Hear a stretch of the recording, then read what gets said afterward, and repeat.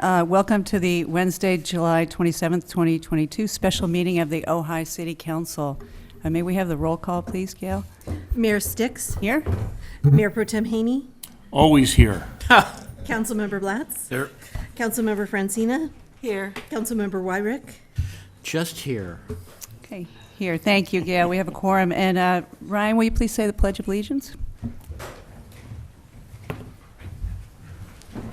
Pledge allegiance to the flag of the United States of America and to the republic for which it stands, one nation, under God, indivisible, with liberty and justice for all.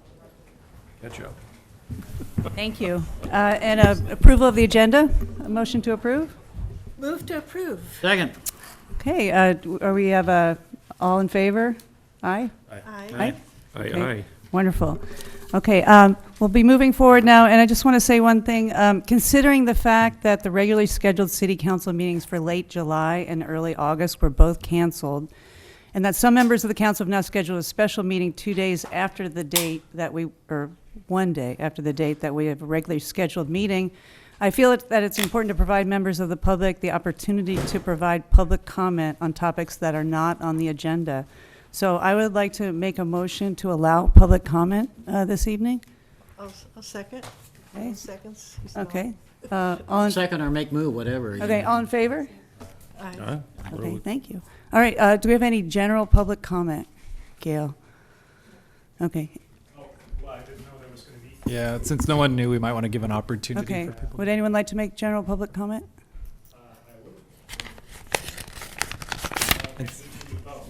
Yes.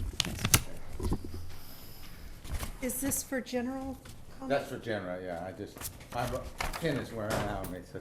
And so just I a put my name in there. reminder to everybody, so general would be not related to the two items on the agenda. And then there will be an opportunity to comment on the items on the agenda. When you're done. Sure. My name is Peter Pick. It seems to me that fairness and transparency in public meetings went out the window in Ojai tonight. The Brown Act contemplates that we have a 72-hour notice required to the public for regular meetings of the City Council. This, however, is not a regular meeting. This is a special meeting. A special meeting has a 24-hour notification requirement. Why do we think that the notification period for a special meeting is only 1/3 of that for a general meeting? A special meeting is called by the mayor or by the majority of the council to vote on a specific discrete issue. That issue is the agenda. In this case, that agenda item was the voter measure about ranked choice voting and about appointing a mayor instead of electing a mayor. When this special meeting was approved and placed on the calendar, a reasonable member of the public would assume that this agenda for the special meeting is the purpose for which the meeting was approved and called. So a 24-hour notice in that circumstance seems reasonable and adequate. So had council members Haney and Wyrick asked for a special meeting to discuss the proposed pickleball plan, it is not certain at all that they would have been approved to have that special meeting.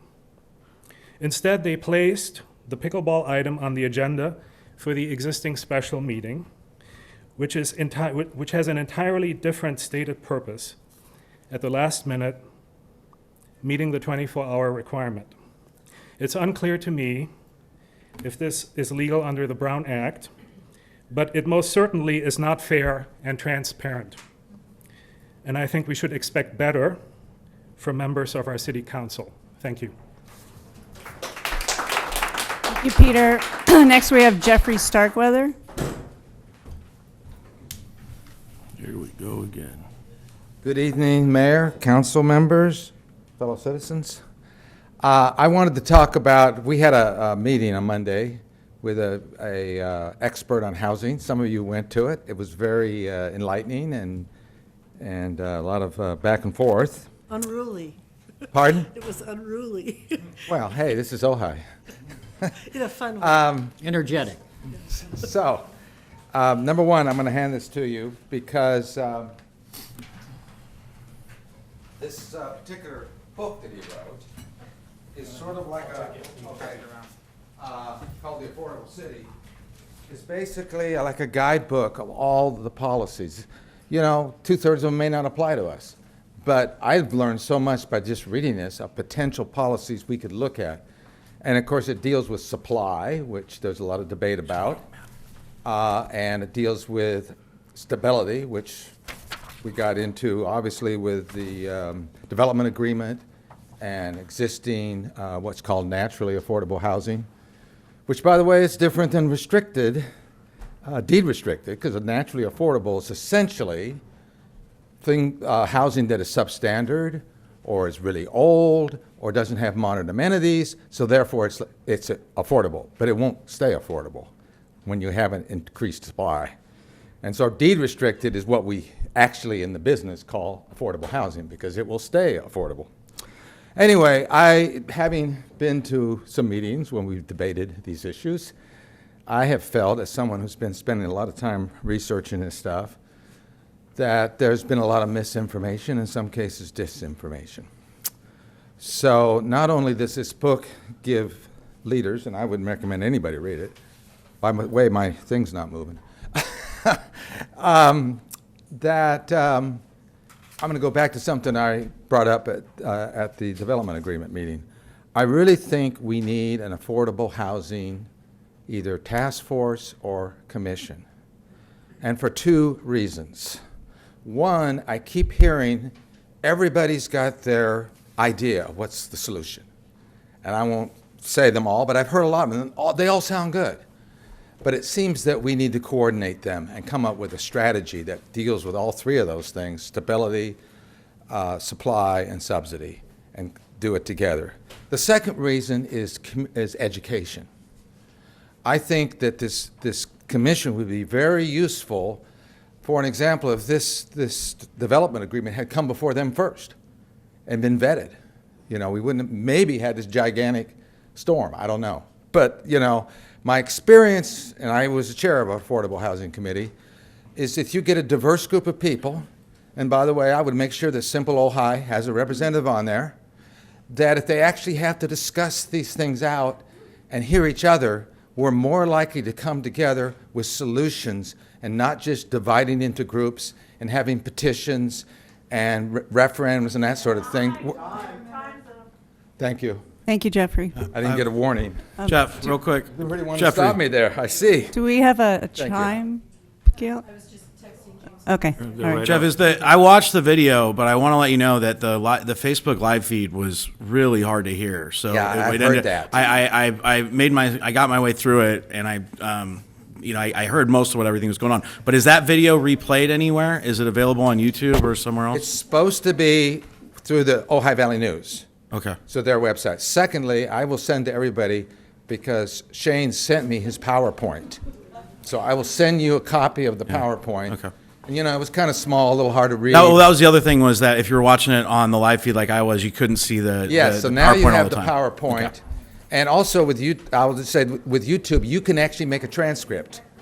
I was there's a actually way to using do closed that. cap, but if the system couldn't hear it, Yeah. you Okay, couldn't thank get a you. closed captioning going. Thank you. Okay, thank you, Jeffrey. Next, we have Wendy Larner.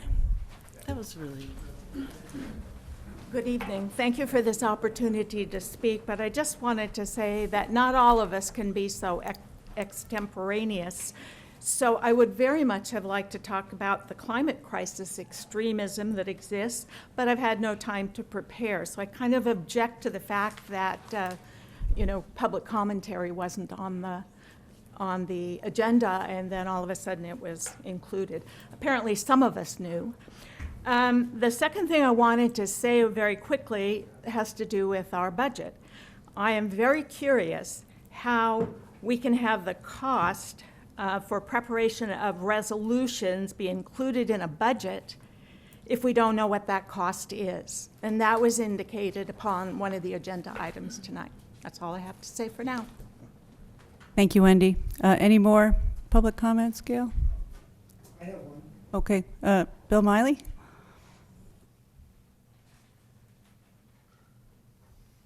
Good evening. For the record, my name is Bill Miley. This has to do with placement of the item on the agenda at the last minute. It seems that when it was done within the last 24 hours plus, it's problematic. The council, about 7 months ago, directed the City Park and Recreation Commission to consider this issue, recommend the policy action on the location and mitigation of pickleball play. An acoustical study has yet to be done, but it's in the planning process. I think what you should do is you've taken it away from them if you allow this. And you kind of neuter them in a way, in my opinion. I think you should allow the Rec Commission to complete their acoustical study. They should present this for a presentation. Excuse me, for Mr. Community Miley. discussion. Could we, this is on item number 2, the I'm not pickleball? going to comment on the issue. I'm just telling you what I think you should do about it. You shouldn't do Oh, it okay. today. And you should allow the Rec Commission to make their recommendation to you, since pickleball is a growing sport, and what do you know, the Commission's role is sports. Thank you. Thank you. Any comments online? If there's anyone in the Zoom queue who would like to speak during general public comments, please use the raised hand function now. And we have one person. Oh, we have two. I'm going to bring in Steve Colomé. Mr. Colomé, if you're there, if you would unmute yourself, you can go ahead and speak. There you go. You can go Thank ahead. you and good evening. I'm speaking because I have serious process and open government concerns regarding how this meeting was scheduled and noticed. Let's review the unexpected noticing and timing. The regular meetings for July 26th and 29th were canceled at the end of the day on July 20th. 2 days later, near the close of business on Friday, July 22nd, a special meeting on an irregular day for the council was scheduled for July 27th with a single agenda item listed. Then near the close of business on Tuesday, yesterday, July 26th, with only slightly more than 24-hour notice, a second agenda item was added to the special meeting. The agenda for the special meeting did not list a time for general public comments, so I appreciate the fact that you're allowing them here. While the letter of the law in these shortened notices appears to have been met for a declared, quote, special meeting, it is unclear how this whipsaw of notices is justified for these two items, particularly when the item added late in the day yesterday involves our historic tennis community, an important constituency that has not received reasonable notice for an item of importance to them. Frankly, this looks either like a scene from the Three Stooges, the Keystone Cops, or an intentional subterfuge. Pick your option. It seems to me that our city has more urgent issues, particularly when special or emergency meetings need to be agendized. Regardless, this is not the type of open, honest, and transparent government we have come to and should expect from Ojai. Thank you. Thank you, Steve. We have one more, Gail? We have one more, just one name, Renee. I'll go ahead and bring Renee in. If you're muted, please unmute yourself. There you go. You can go ahead and speak. And if Hello, you can give us your everybody. last name. This is Renee Roth. For the record, I got COVID. I'm in day 8 of it.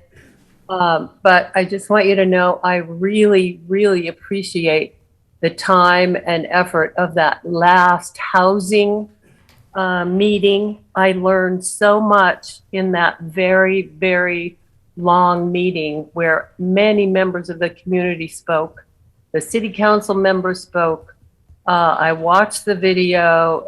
I learned so much, and I really think we need to keep that momentum going. I appreciate the time and effort you put into that, and I'm looking forward to seeing this finally come to some open discussion with the community where the community can participate, such as what Jeffrey was just talking about.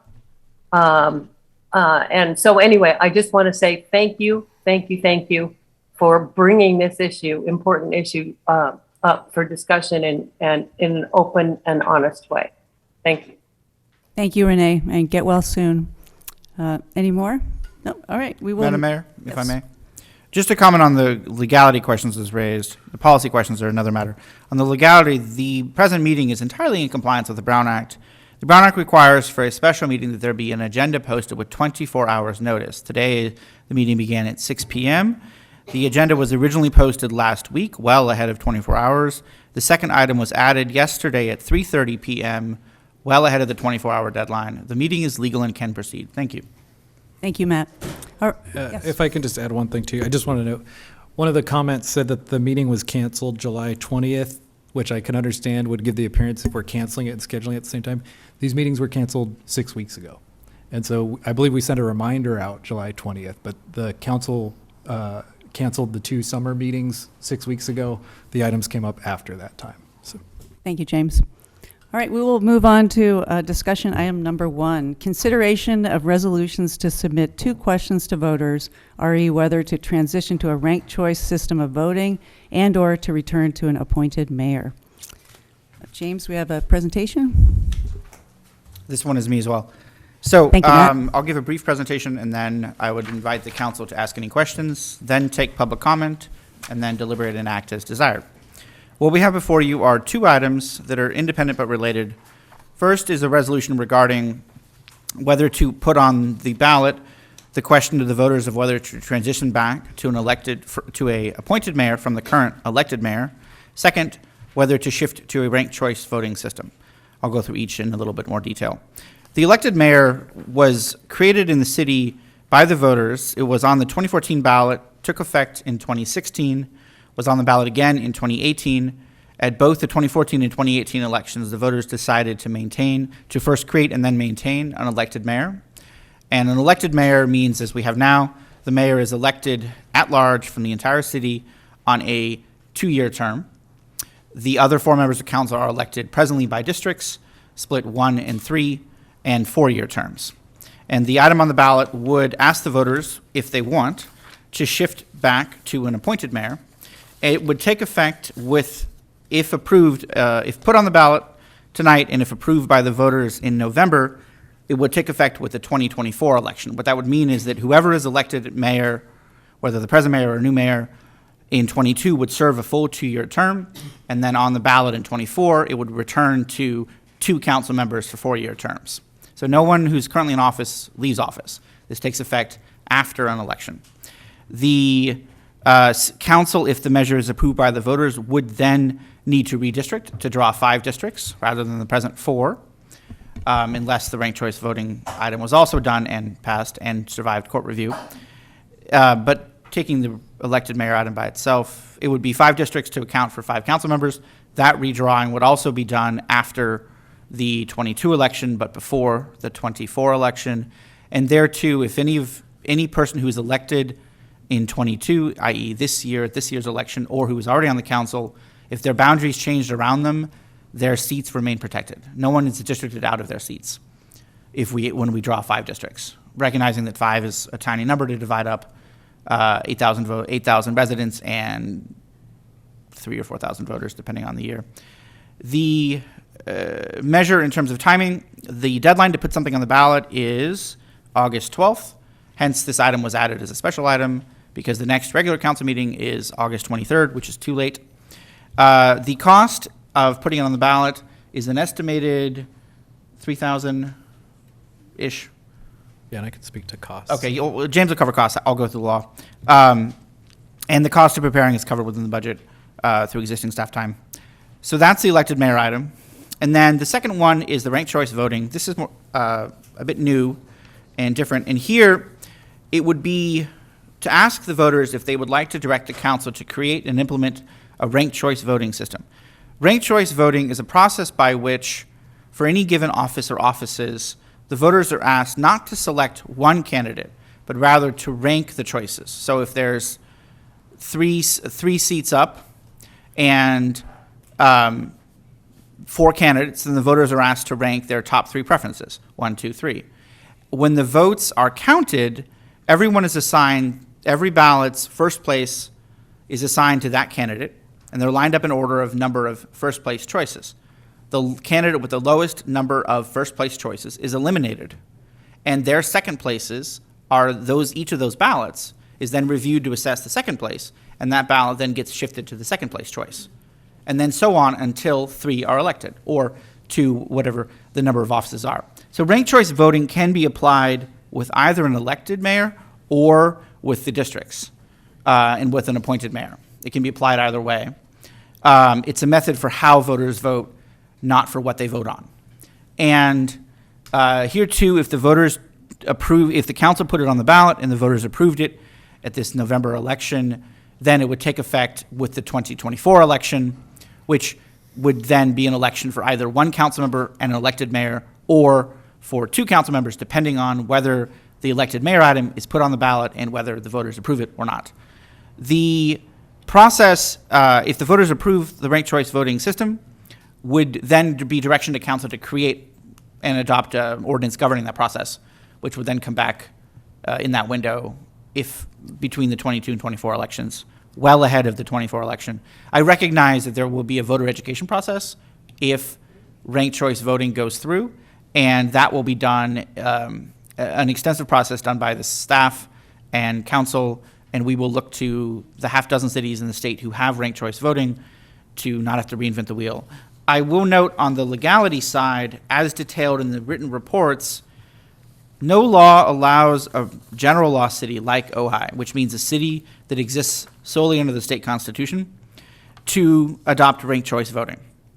There is law that allows charter cities who have a voter-approved charter and exist by their voters' gift to adopt ranked choice voting. And all of the, and I apologize, it's 7 cities in the state who have ranked choice voting. All of them are charter cities.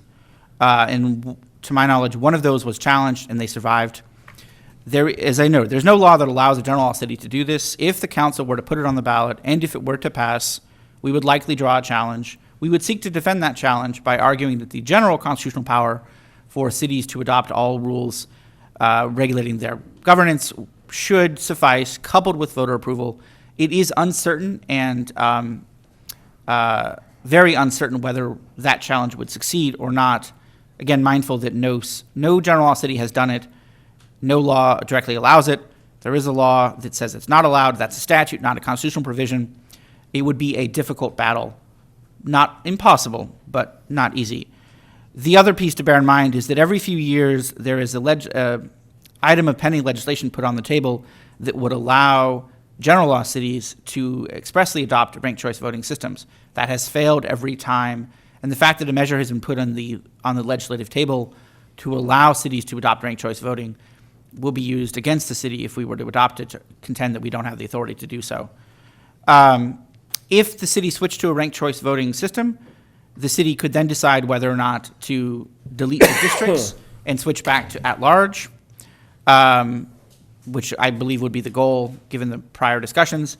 There too, we have no direct insulation against the California Voting Rights Act. No law directly provides, nor does any case have considered this. Our argument would be that a ranked choice voting system with at-large seats accomplishes the goals of the Voting Rights Act because it allows the voters to express complex preferences more than up or down, and it ensures that even though the votes would be at-large, meaning across the whole city, individual complex preferences could be expressed through the ranking system. And there is support from other cities that have adopted ranked choice voting. If you look at their voting patterns against races and community groups other than race, to show that complex preferences can get elected and entities outside of the traditional leadership group can get elected. So there's support for it. It would there too perhaps be a lawsuit and would be a matter of defending it as best we can. The cost is, well, James will cover the cost of the physically putting it on the ballot. The cost of defending the lawsuits that may or may not follow is uncertain, but likely somewhat substantial because we would be, again, a test case. With that, I will cease and answer any questions. And actually, before Quickly James go on over costs. costs Thank you. real quick. So we did reach out to the county regarding costs, and their estimate for each measure is $3,000 per measure. We looked back at the last 2 elections related to the elected mayor to look at all costs, because there's county costs, but there's also costs for publication and things like that. And so that varied from $6,000 in 2014 to $12,000 in 2018. And so I think that realistically, the real total cost would be in that range as well this year, if we're talking all costs. The elected mayor item, I do want to note that if we only went to elected mayor and we didn't go to ranked choice and we did have to redistrict, which I believe I couldn't figure out a way we wouldn't have to. Just a reminder that we went through redistricting this year, so we have a pretty firm estimate on how much that is. That's about $75,000 each time you redistrict. And then as far as the ranked choice goes, as the city attorney pointed out, there's the potential of whatever legal fees. I just wanted to reiterate that because I think that number is probably bigger than people would expect if we were to do that and if we were to be challenged. We reached out to Santa Monica to get their legal fees because, as you can recall, Santa Monica is the city that's trying to fight the districting, which I think we all agree the districting doesn't feel appropriate for Ojai, but we didn't want to be the first to take on that fight because of the cost. And Santa Monica is up to $7 million.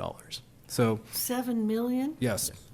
And so, that might not happen. It may happen, but it's just, I wanted everybody to be aware of what another city has paid to take on that battle. So, and then just lastly, just the public comment about how these resolutions and everything are paid for.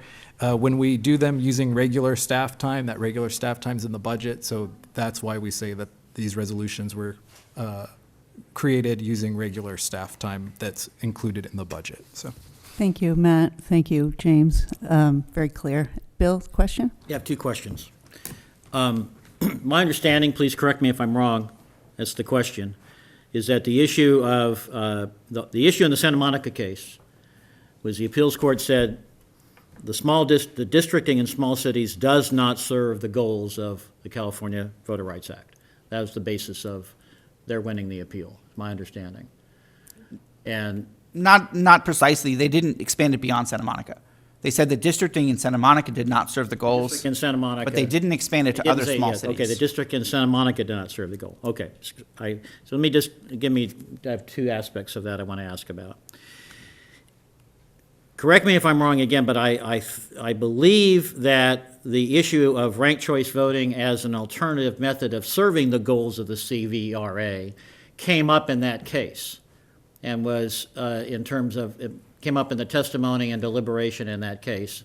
I thought that occurred. You can correct me if I'm wrong, or maybe. I'm not sure the answer to that question. Okay. I don't recall that it came up in the opinion of the Court of Appeal. I didn't read every page of the Okay. trial transcript. My point being is that it is recognized as another way of serving the same end, I think. I think there's support for that in the experience of the other cities. And then if the voters, this is basically a tool for getting to districting, like doing away with the districting. This is the whole point of this is a tool for getting away from the districting. The charter cities, small charter cities, as small as us, that are charter cities, have succeeded in legal challenges in at least one case, is my understanding. And so I think Albany. Yeah, Albany is fairly small. I forget their exact population. And so my question is it possible, if the voters want to, basically say, I know this is going to open up a can of worms, but if the voters think that it's important enough to get away from districting, and this is a tool from getting away from districting, where we could also wrap in the question of whether we want to go with the tool of becoming a charter city to accomplish that. Yes, that can be done. That could be put on the ballot. Just asking. Yeah, and I'm the not saying argument I'm would- advocating for it, I'm asking Right. the question. Can we do it? Yes, we could put on the way to do that would be put on the ballot to adopt a charter. The charter would have provisions that included and mainly be that ranked choice voting is adopted. If the voters approve the package, you solve the legal problem of a general law city's perhaps inability to adopt ranked choice voting, because the charter city can definitely do it Which if the voters approve the charter. Charter to do cities so. enhance local discretion, basically. Right. And then the argument would, playing it out, if we did that, and if the voters approved the charter, thereby approving a ranked choice voting system, we may still draw a Voting Rights Act challenge, and our defense would be the voters have approved it, and we'd have to produce as much evidence as we could. All I'm saying is it depends, the question was to options. That's It's all a I'm- path, certainly. Okay, thank you. Any other questions? Randy? Just to follow up on Bill's question, what would it cost to convert us to a charter versus general law? They're difficult to estimate in this moment. There would be certainly legal fees to write the charter, staff time, council time to write a charter, put on the ballot. The ballot precise county cost would be the same, 3,000. Publication costs. And we could certainly put together a cost estimate of what that would cost overall. Well, you said. And then the lawsuits that may follow, not necessarily insubstantial. Yeah, you said earlier you used the word substantial. Yeah, the lawsuits will be substantial. It just depends on exactly which kinds of challenges we draw. We could put together a cost estimate more than this moment if desired. Okay. Yeah, I have a question. Susan? Is there still, in your opinion, a good possibility that the challenge of removing districting from small towns will go away? Is there any chance? Those are two different questions. There is a chance, yes. The Supreme Court hasn't yet ruled on the Santa Monica case. Just as a recap for the folks who may not be following it super closely, Santa Monica has an at-large system.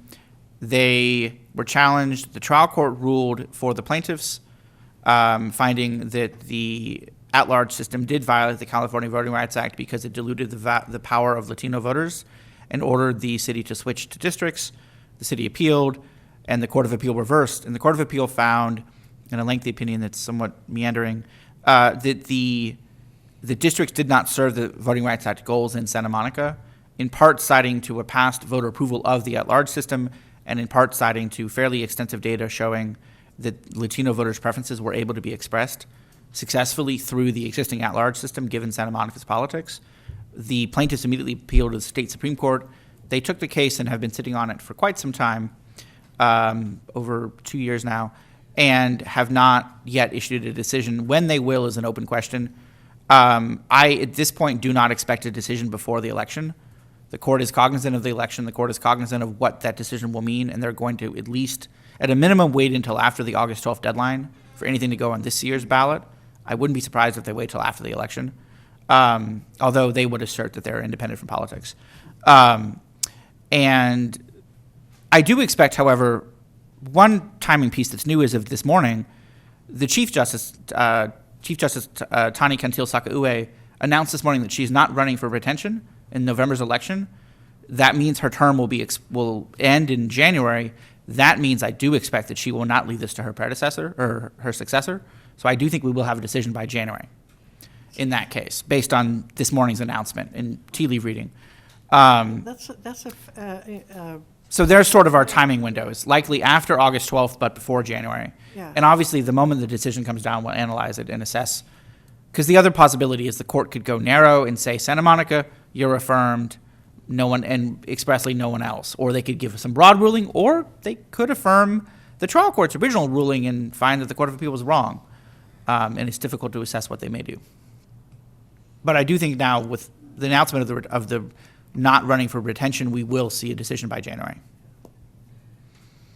I have so Matt, just to confirm, if the voters approve an appointed rather than elected mayor and also approve ranked choice voting, you can't guarantee that we would no longer need districts, correct? It would then fall to council to decide whether to implement ranked choice voting and districts, or ranked choice voting and not districts. Okay. And then whichever choice they make, then lawsuits will follow, or may follow. We get sued. What was the name of the law firm that sued us before? The prior firm was Kevin Schenkman is the lawyer's name. It's the Schenkman and Hughes is the firm. He always finds a local person, and he's the gentleman's a strong term, person who has challenged most Voting Rights Act cases. The record is clear per several Court of Appeal decisions that he does so with less of a goal of enforcing the Voting Rights Act, which is an important law, and more of a goal of enriching himself. And that has been his practice since he won a case against Palmdale a dozen years ago. He was the one who came after us. We took advantage of a statutory settlement process and were able to cap our attorney's fees liability. And actually, the staff report's slightly wrong. It was $27,000, so it was a 10% reduction from the statutory cap, thanks to some negotiating. And he would perhaps come again. The other groups that are worth bearing in mind here is because it would be a true test case as opposed to just a money grab. We might draw the Mexican American Legal Defense Foundation, Maladef, who's been very active in these cases, particularly where there was actual concern, and potentially other similar voting rights groups. And, thank you. And what is, I mean, if that were to happen, can you estimate the financial liability in defending a suit like that? That's difficult to estimate off the top of my head. It would be several $100,000, if not substantially more. It's not cheap to defend these cases for two reasons. One, the lawyer time it gets expensive. And two, the expert time. Because the way to win these cases when they have been won, and what Santa Monica did for their millions of dollars, is to produce very detailed demographic data, breaking down the last dozen elections and showing anything that can be shown to show the rationale that the targeted race had not had their preferences negatively affected by the at-large system. And that kind of detailed analysis gets expensive. Okay. So if we had to keep districts and then we got rid of the mayor, then we would have to redistrict. And just to confirm, that's $75,000, James? Yeah, that's what it was this cycle. Okay. All right. Thank you. Any other questions? Mike? Oh, Ryan? Matt, if we move forward with if we moved forward with putting ranked choice voting on a ballot and it was approved, is the council then absolutely required to implement it, or is there still discretion on whether or not to move forward based on either changes in the law or fear of litigation? And if it is litigated, then it can be the council would they have the decision to be able to withdraw from defending it and just move forward with the old system? As the measure is currently drafted, it would require ranked choice voting. That could be amended to provide shall the voters authorize the council to use ranked choice voting. So there's a way to be able to have ranked choice voting on the ballot, vote for it, but not necessarily be burdened with having to implement it immediately if there's uncertainty or fear for litigation costs or other things. But then it would be available at the council's discretion if it became something that had better legal certainty in the future. Yes, that can be done. Thank you. Any other questions? Nope. Okay, let's move on to public comment. First, we have Jane Wild, then Jeffrey Starkweather, and then Bill Miley. Thank you. I'm shocked at the cost. Thank you for the information, though your third page says that you will supply the audience with the information that you all have been supplied, and that was not available. Okay, so in 2014, several men in this town, including several on this council, in an attempted power grab, had this grand idea to seize power of the city by creating an elected mayor. They envisioned this as a way to control the council because they hadn't quite been able to do it as council members. Their inability to run every council meeting because of the rotating mayor position, the inability to dictate to the city manager what they wanted. It was too frustrating for them, but the citizens of Ojai were watching, and we were not deceived. And much to their dismay, time after time, the citizens of Ojai have voted against the candidate that these gentlemen have put forward as the mayor, foiling their plans. It was humorous at the time, but today, this same group, including you, Mr. Wyrick, and Mr. Blatz, perhaps, Bob Daddy, etc., want to take back that power that they unwittingly gave to the citizens of Ojai. They want to transition to appointed mayor. I notice it doesn't say transition back to rotating mayor. It says appointing mayor. Does that mean you get to pick who you have? The citizens of Ojai are watching, and we are not deceived. In fact, in a sleight of hand and perhaps a safeguard against the failure of the first proposal, you are also proposing tonight a ranked choice system of voting, perhaps because you are aware that often your candidates only win when they run unopposed. Why rank system of voting?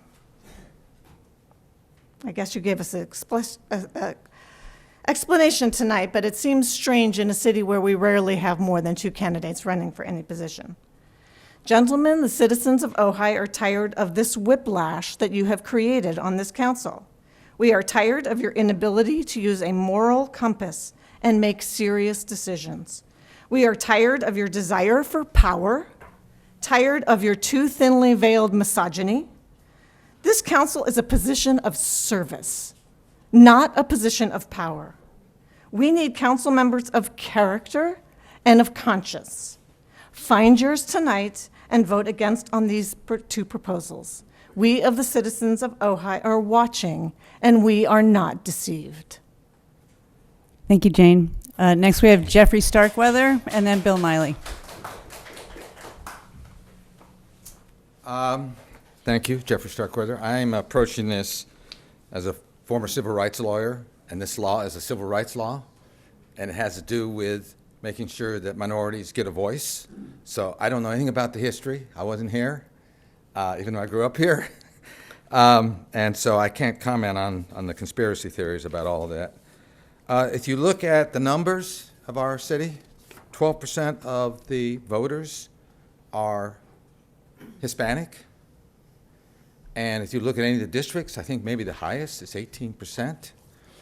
If you look at the statute, it talks about the history of discrimination, the use of electoral devices and other voting practices and procedures that may have enhanced the dilution effects of at-large voting, denial of access to these processes, so forth. There is no evidence, zero, that our at-large system discriminated against minorities and prevented them. If anything, our districts are hurting that. So let me explain, because I've been in at-large systems and dealt with minority groups that were spread out, just like they are here.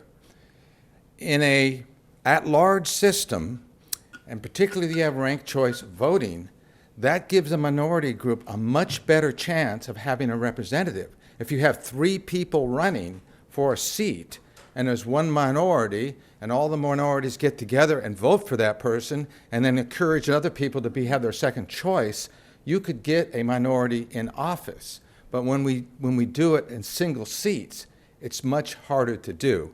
Plus, if we really want our officials to be accountable, they should be accountable to all the voters. This is a small, small town. It seems crazy to have these small little districts.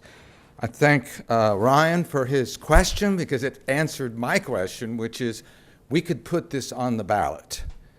And I am not in favor of going to 5 districts and a mayor. I think that's making it even worse. I think we should go back to an at-large system. If you wanted to rotate the mayor, that would be fine with me. But I think you're much better and fairer and get more representation when you're running 3 during one cycle and 2 during the other cycle, and people say there's not enough candidates. Well, you're making it less likely there's going to be competition when you have 5 districts or 4 districts. You're more likely to have 4 or 5 people, because as Susan has learned about where she lives, it doesn't matter where you live. You know, if anybody wants to run, now we're scrambling around looking for people that live in this district or live in that district. It doesn't make any sense. It goes against the civil rights law. I don't even know how much time I got, except 9 seconds left. So I favor that. I also favor looking to be a charter city, because we are a city that wants to be innovative, that wants to do great things. So we ought to be cutting edge. I think we ought to go with this approach. Thank you. Thank you, Jeffrey. Next, we have Bill Miley, then Wendy Larner, and then Larry Steingold. Good evening to Bill Miley. So for ranked choice voting, I read in a recent newspaper article about the state of Maine, who used ranked choice voting statewide. And it worked with no voter confusion, and I thought that was really good. So as I understand it, it's a relatively recent method of getting political officers elected by greater majorities. It seems to me, to let you know, I think I understand it, that it brings out more voters. It allows a person to just vote on one, or if there are multiple ones, you can vote from top to the bottom. You can choose how many you rank. Unless a candidate gets a majority on the first count, ranked choice voting then takes effect. This keeps the focus on candidates who are supported by the most voters. It continues until a candidate either gets a majority or there are 2 left, and then whoever has the largest number wins. So I like the potential for having increased voter support for the candidate who wins. Regarding an elected mayor or a council-elected mayor, twice in the past I voted for a 2-year elected mayor by the citizens. I've changed my opinion. Since a voter-elected mayor chances the possibility that a candidate has no experience as a city council person or has strong experience from another field, which may not sync with government bureaucracy or a deliberate small d democratic process, I now support a council-elected rotating membership. However, I read the logic in the administrative memo reasoning about returning to an open council election rather than districts. And I'm not sure that I understand that, but I have an opinion. Since we are a small city and get to know council folks pretty well, a lot of us, I would support having open city elections if lawful. And to me, it would be a nice, small d democratic process to have. So let's try it. Thank you, Bill. Next, we have Wendy Larner and then Larry Steingold. Thanks for letting me speak. I just have lots of questions. I wondered, what does appointing a mayor mean? By whom? It's not revolving, so is it an election on the board? Can somebody say yes or no? And I wondered, I was reading about the safe harbor provision that brought us to this place in some of the background materials. And I was wondering, and I think Councilman Blatz almost touched on it, is what would have happened if we had just kept on doing what we were doing and waited to be sued and then complied rather than fight it and wait for some other city that has more money than we do make the change. Does that cost us money? Of course, that's yesterday's history, so it can't be changed, but I was curious about that, how that might play into this.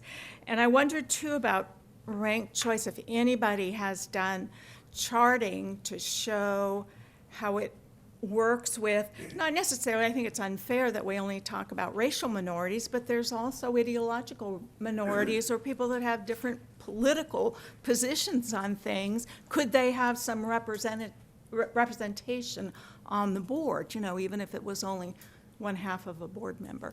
But those are my questions. I think this is a very confusing issue, and I am curious as well to know who brought it to this. I know I looked back and I saw that it was brought up once in May, but I don't really know how it came to the board. Thank you. Madam Mayor, I'm happy to answer a couple of questions there. The most important one there is if the council returns to an appointed mayor, it would be appointed from the 5 city council members by the 5 city council members. So it has to be appointed from the council. Historically, the city used a rotating mayor, but the rotation was still an annual appointment. The rotation was not baked into law and once or twice was deviated from. It would be an appointed mayor and that council could choose how they wish to set it up, whether to create a culture of rotation or to create just an appointment on an ad hoc basis. The appointment could be for 1 year, it could be for 2 years. It would be up to the council to create, but it's appointed by the council from the council if the voters choose to return to an appointed mayor.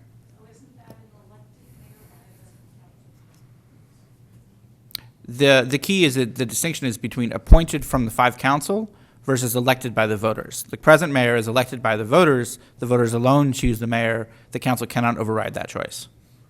Thank you. Does that answer all your questions, Wendy? Not all. In terms of how this got on the agenda? The original item came to the agenda with a request from council members Blatz and Wyrick. Then the full council directed the last meeting, the meeting before that, to have the resolutions prepared, both in public. And at the meeting of the last meeting or 2 meetings ago. It was discussed at the last meeting before the summer break. Right. Under future agenda items. Because of the time sensitivity it has to come before the next regular meeting, then the entire council agreed to bring it back. And that ties back to the ballot deadline of August 12th. And our next regular meeting is August 23rd. So it's about preserving freedom of choice for the council. It is still up to the council whether to adopt or not adopt their choices. The last question that I'll answer is the what if question. Had the council in 2018 not decided to adopt the resolution and go through the process to switch to districts, the city could have been sued, likely would have been sued, given Shankman's history in suing every other city that had sent an objection and proceeded. The lawsuit once filed carries an attorney's fees risk. That was the key thing we avoided. Most cities that, actually every city except Santa Monica that fought, lost, and even Santa Monica lost in trial court. Most of the cities didn't take it to the Court of Appeal. There may have been one or two that won via a side deal, but those either had the charter city situation or some other unique circumstance. The cities that fought and lost owed several $100,000 to several $1 million in attorney's fees. So the key thing that the council avoided in 2018 was a potential financial hit of several $100,000 to several $1 million in order to preserve an at-large voting system, versus making the switch, taking advantage of the statutory safe harbor, which capped Shankman's fees at $30,000, from which we then negotiated a discount, paying only $27,000 in fees to him, plus his law firm, and then, of course, the redistricting costs. Thank you. Make one? Sure, go ahead. Correct me if I'm wrong, but my memory, if it's serving me properly, is that we were issued a notice of intent to be sued. Yes, By this. that's correct. We were told, basically, you're going to be sued if you don't go to districting and exercise a safe harbor. So we did have an intent.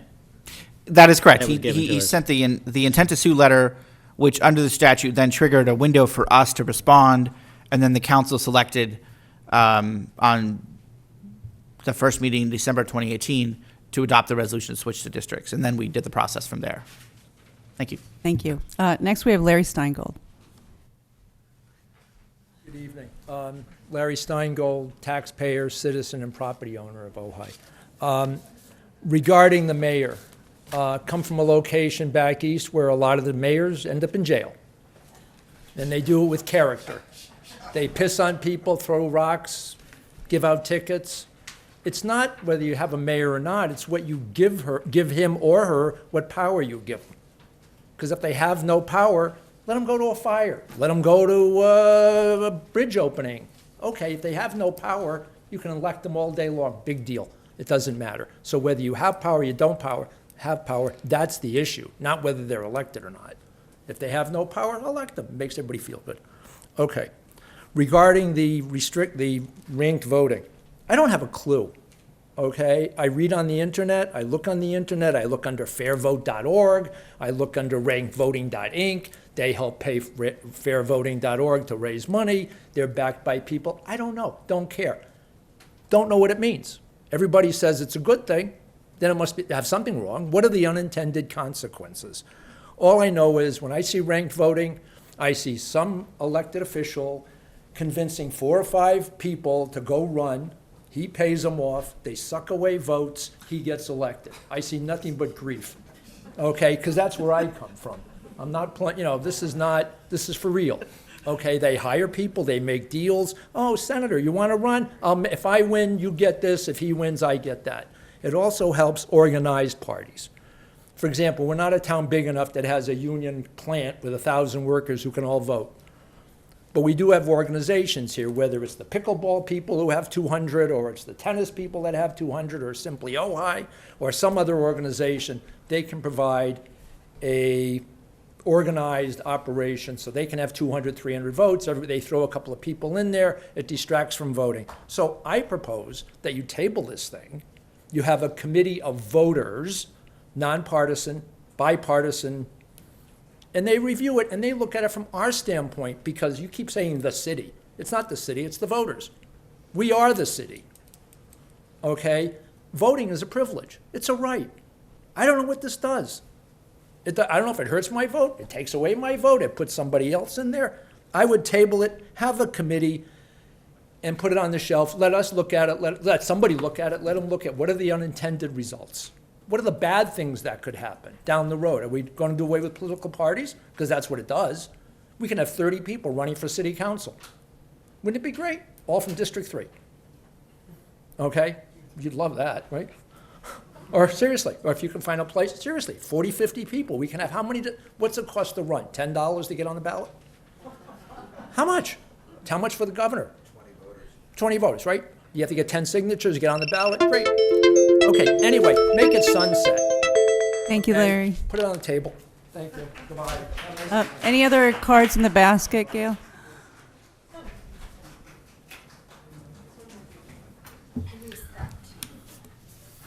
I want his autograph.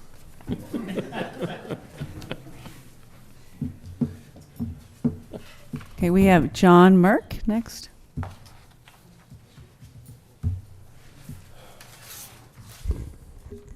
Good evening, council members. I just wanted to share with you how excited I was when I saw item 1 on the agenda. I'm thrilled that you're considering the idea of moving back to having a mayor who is appointed or however selected instead of having an elected mayor. No disrespect to Mayor Sticks, but I just think the elected mayor system has enhanced whatever dysfunction there might be in the city council to begin with. And I'm very glad to see it moving off into history. And I'm kind of in favor of the idea of ranked source voting too. I think that sets us up well, as Mr. Summers was saying, in case we want to get rid of the whole districting thing, we'd be well positioned to do that as well. So thank you for all your support. Thank you, John. Any comments on Zoom, Gail? If there's anyone in the Zoom queue who would like to speak on this item, please use the raised hand function now. And we have 2 people raising their hands. Oh, now we have 4. I'm going to pull up Catherine Lottis. And Ms. Lottis, you can go ahead and speak. If you're muted, please unmute yourself. There you go. You can go ahead. Thank you. Good evening, council, mayor, and staff. These are complicated questions, instituting ranked choice, voting, and rotating mayor. To be considering in such a hasty manner as a last-minute special meeting. Complicated questions deserve more in-depth consideration. And I question why you're dedicating staff time and resources to this matter when we just got done spending a lot of money on establishing districts and then reestablishing district boundaries to comply with state law, and because we didn't want to become fodder for predatory lawyers and expensive lawsuits. We haven't even really had a chance to figure out whether the districts work or don't work for us. So before we go spending a lot more, why shouldn't we give the districts a real try? Why do we want to put our city at risk for legal expenses if this idea doesn't pan out? Can't we let other cities, perhaps more carefree and less risk averse with a larger tax base, be the test case? If we eliminate the elected mayor, we will need to add another district, as was already explained, with the end result that all of our districts would be made even smaller than they are now. And is that really a good idea? My thoughts are the districts comply with state law, and each district elects 1 member of city council. And to balance that out, we have an at-large elected mayor.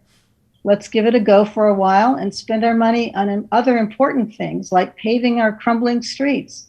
I mean, even spending substantial, quote, free time, staff time, takes away from attention and staff resources to other high priority city priorities.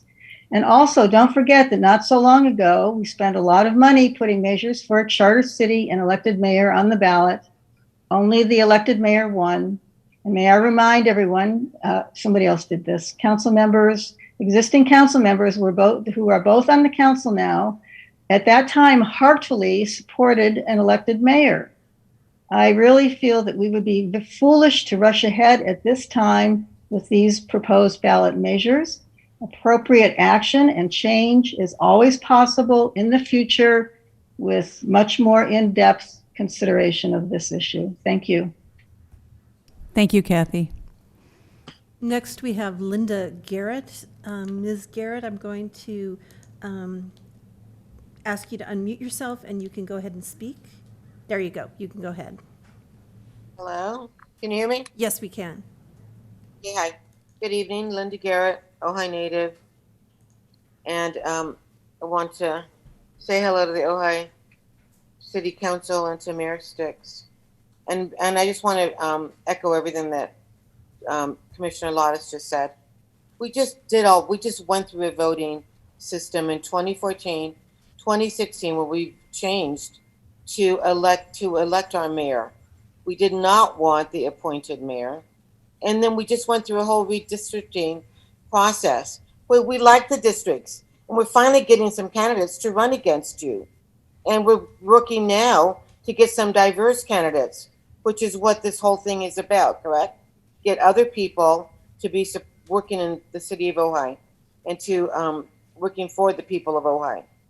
Why? I don't understand why, with all the issues, we just went through a battle with the housing issue, 2 weeks ago?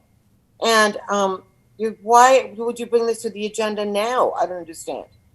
I just don't understand why Councilman Blatz and Councilman Wyrick, which happen to be competing against each other in the same district, why would they be allowed to bring this up to the council at this point in a special meeting when you canceled your summer meetings?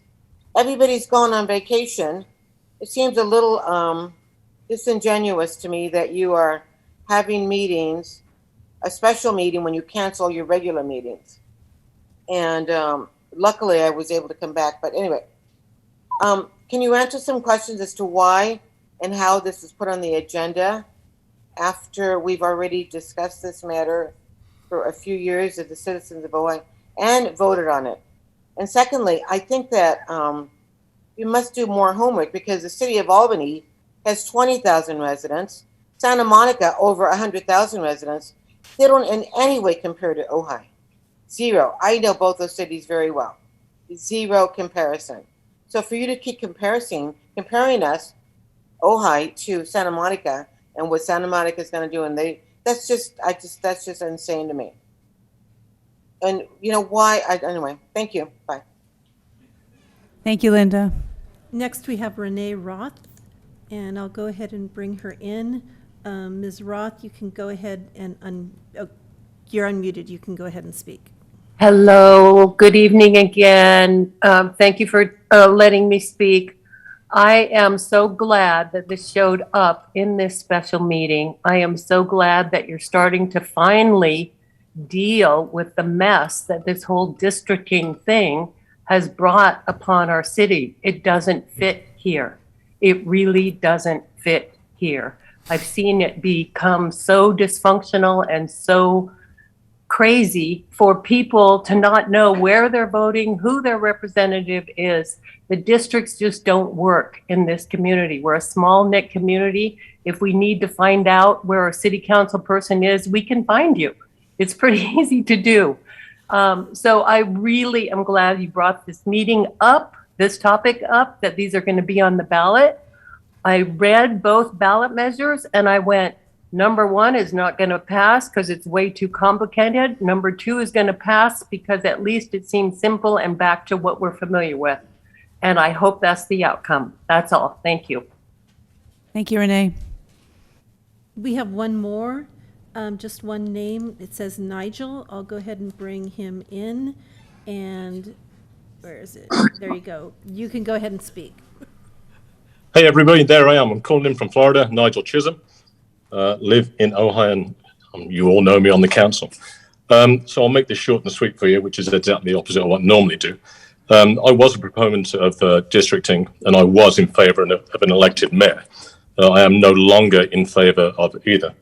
In my view, districts, as they are in Ojai at least, because they're so tiny, are inherently undemocratic. For example, if I was to choose to run for council, I'd need about 450 votes to be elected to council. As it stands, if we were at large, that number would be 15 to 1,700 people, and that is a lot more democratic. With regard to an elected mayor, I don't have a problem particularly with either of the mayors that we've had. I just think that it hasn't worked out as planned. I always like the idea of being able to point my finger at somebody and say, you're responsible for this. But that isn't exactly what's happened. And I think, as a previous speaker said, it's created distraction. And there's some sort of misunderstanding of what everybody's roles are in this. It's created more division and definitely a lot more politics in our little burg, which we all love and we all want the best for. with regard to some previous speakers who have said essentially they don't want to change horse in midstream because because we don't know what's on the other side. Me, if my horse is drowning in the middle of the stream, I want to get off it and I want to get to the other side under my own power if possible. I'd be supportive of the voting with regard to ranked choice.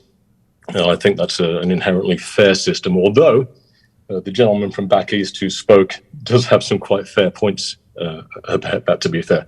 So on districting, if we can get rid of it, and I doubt we can, let's get rid of it. Elected mayor, let's get rid of it.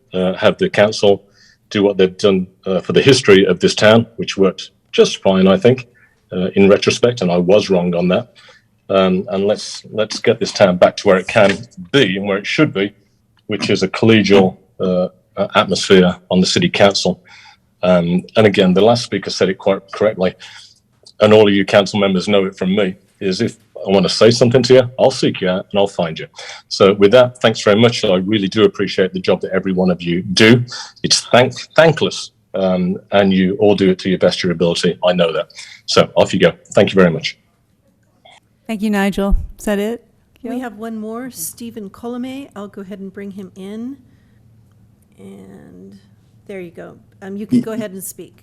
Yeah, thank you. I wasn't going to speak on this issue until my previous two friends had given their presentation.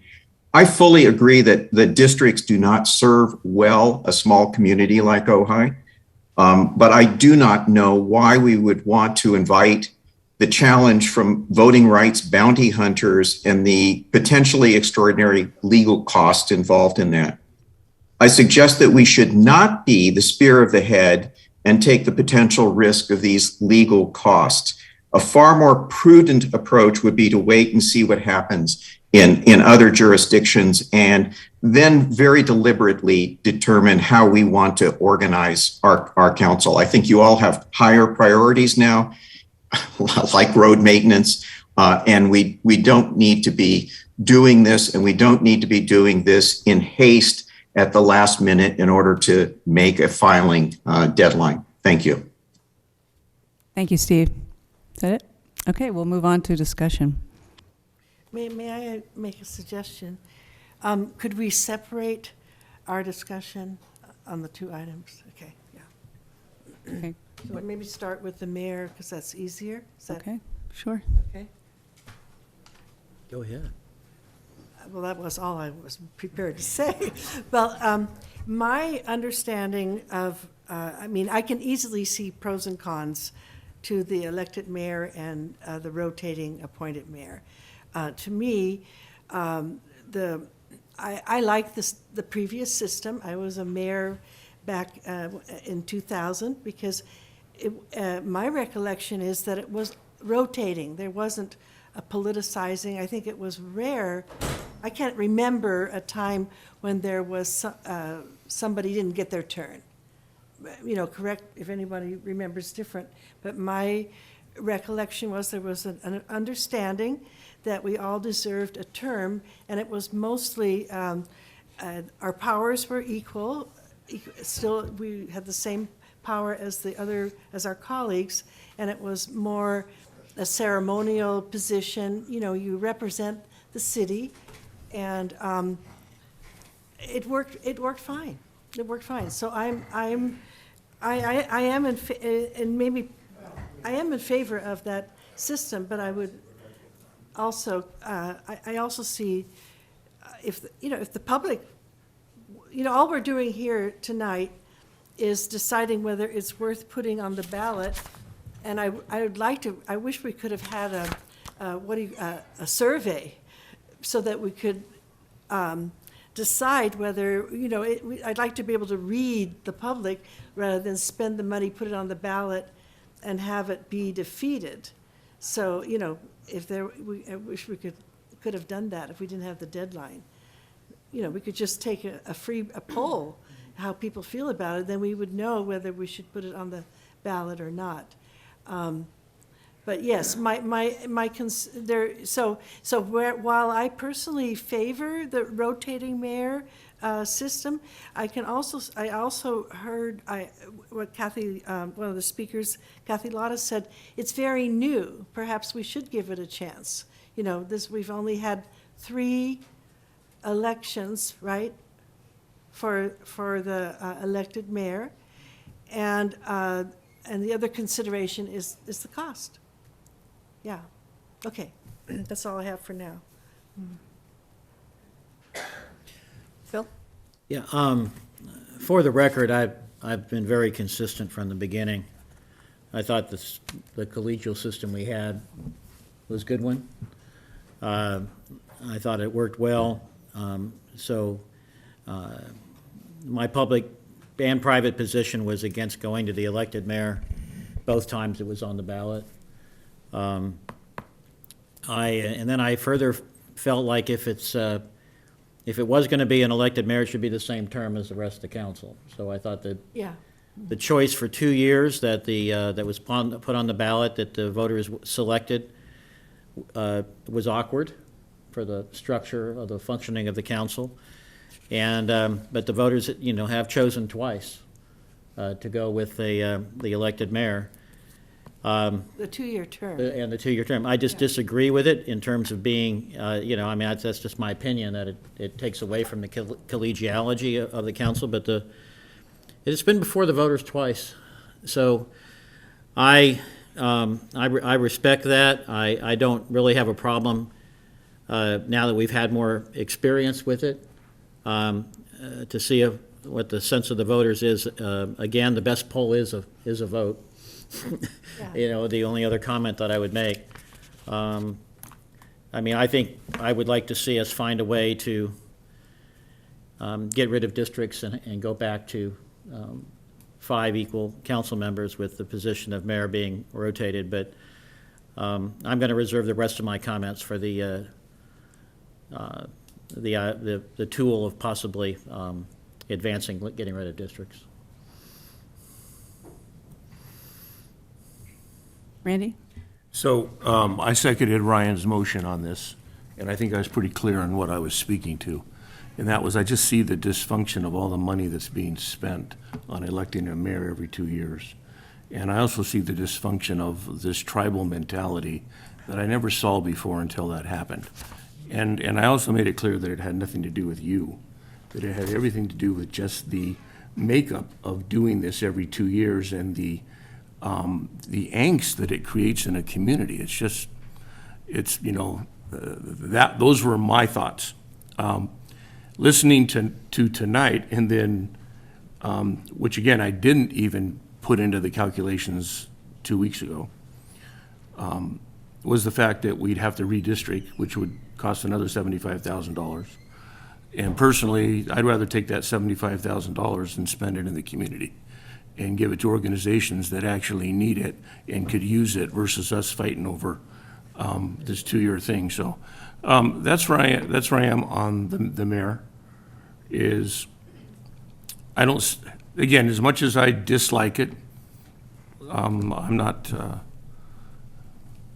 I can go either way on it, but like you said, I just dislike it because of the angst and the dysfunction and the hostility that I see in this community since it was initiated. So if we can figure out how to remove that, I'd be 100% behind moving forward and just keep this position being elected. So. May I ask a question about the fee, the redistricting cost, since you brought it up? Every 10 years, we have to redistrict anyway. Mm-hmm. So Yes. theoretically, if we held off 8 more years, that would be a good time to see how people feel about the system, and then we wouldn't have to spend that. Is that right? We wouldn't have to spend the money anyway? Right, yeah, if you timed it where instead of having to redistrict in 2030, it took effect at that time, then that would be And by then, who possible. The way to knows? do that would be put it on the 2028 ballot. 2028, yeah. And then if the voters approved under whichever method is lawful at that time, Yeah. not districts, then you would skip the 2030 redistricting. So, Wait, that was, I was thinking. Let me break that down. that- So, one option, if the goal was to not have to pay to redistrict in 20 and in 22 and then again in 2030, would be to put on the ballot in 28 or sometime 28, whether to adopt whether it's ranked choice voting or whatever the method is, to not district. Then in 30, you wouldn't have, if the voters approved it in 28, it would take effect with 30 and there'd be no redistricting. Yeah, but my question was, if we went back to the rotating mayor position in 2028 and it passed, or 2026, whatever, and it passed and went into effect, that we wouldn't have to pay twice. Oh, I see your question now. That is Yeah. also correct. Yeah. If the question of switching from the elected mayor to an appointed mayor was on the ballot in 28, then it would take effect with the 30 election, and we would have to redistrict once in 30 to draw 5, but we wouldn't have to redistrict. Yeah, That we'd is have correct. to spend that money anyway. We wouldn't have to spend an extra, is that correct? If we still have this, hopefully we won't even have it by then. Yes, because the districts that were drawn this year would be in place for 22, 24, 26, and 28. 28 would be a 2-year mayor term. Then if the voters approved in 28, switching from elected mayor to appointed mayor, then we would have The 5 districts. we'd have to draw 5 districts, but we would draw those in 30 to take effect with the 30 election. So yeah, that would allow us to not have to redistrict twice if you defer it 6 years. Yeah. From Does 22 to everyone follow 28. that? Yeah. Okay. Randy? so I just wanted to say, so now we're talking 2028, and my wife will not allow me to be hanging out around this group until that time frame. So that isn't going to occur. But so 2028 is a long way off. And that's not a Well, But I get your brought it point. up No, but I get your point, and I think it's a great point to think in those terms. Let's let that body in 2028 decide if that's the choice they want to make. Okay. It's Yes, an option. In a Pardon? statement, my name was used in a statement. That is not correct. I would like a chance to clear that statement.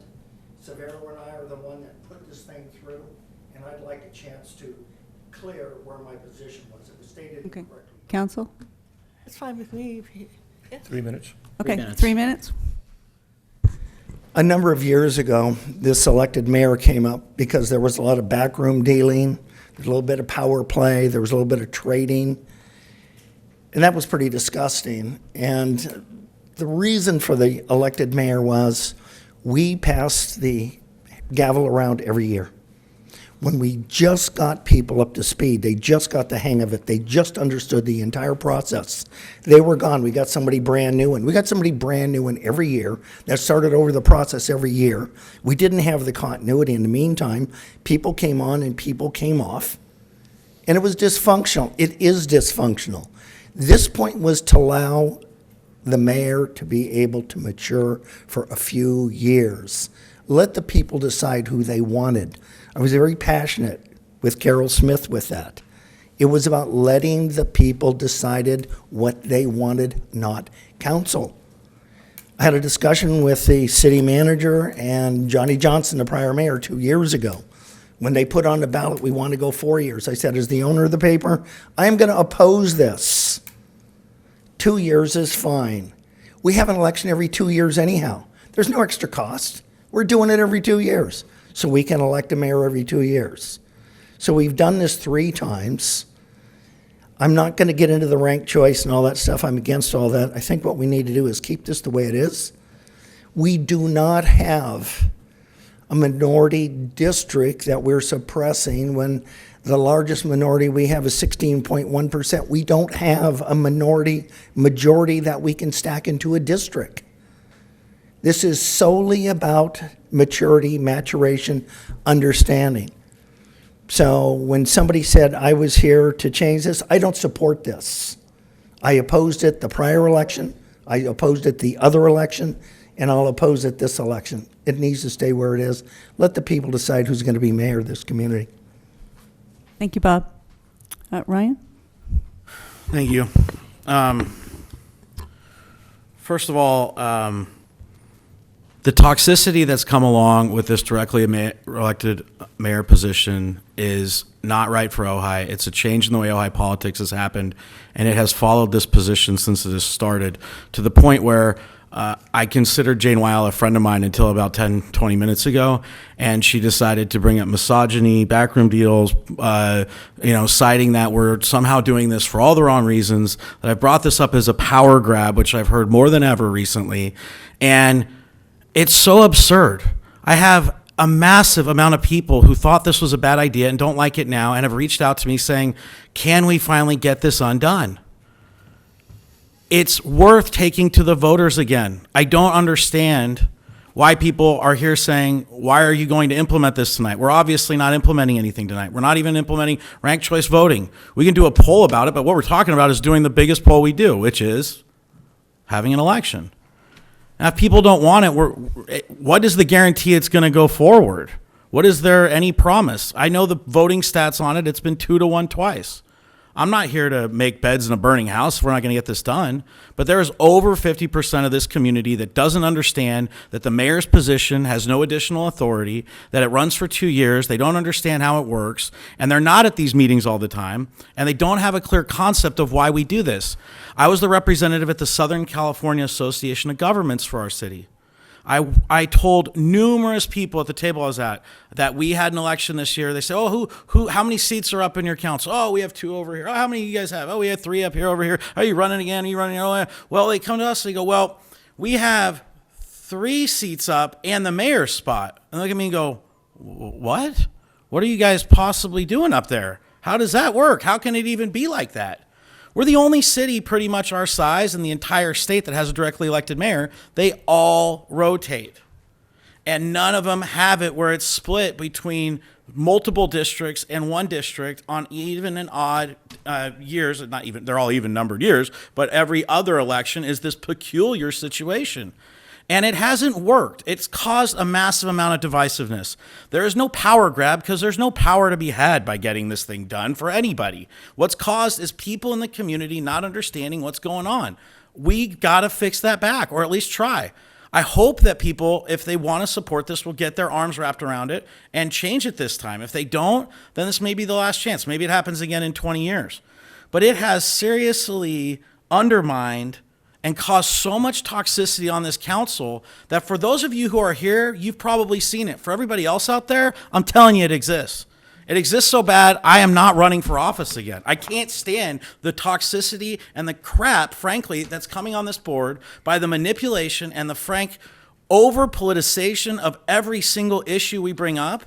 I'm all for public input, but we stopped doing that. We're packing the house with people on one side or the other who have a pre-written script, who say exactly what the other person says, and it's no longer trying to be a group effort of having a dialogue. It's turned into one camp versus the other. The first political campaign in Ojai I ran, I laughed the entire time because the 2 candidates were the same age, the same height, same weight, looked the same, didn't argue about anything. We're all different shades of the same color around here. We're hardly thinking of this town differently. The reason it stayed the same forever is because most of us agree it should stay pretty much the same with some advancements here or there. But we're losing all of that. And there's not anybody I know who wants to run in this election but a very select few. We're not gaining candidates. We're losing good people because this process is horrific.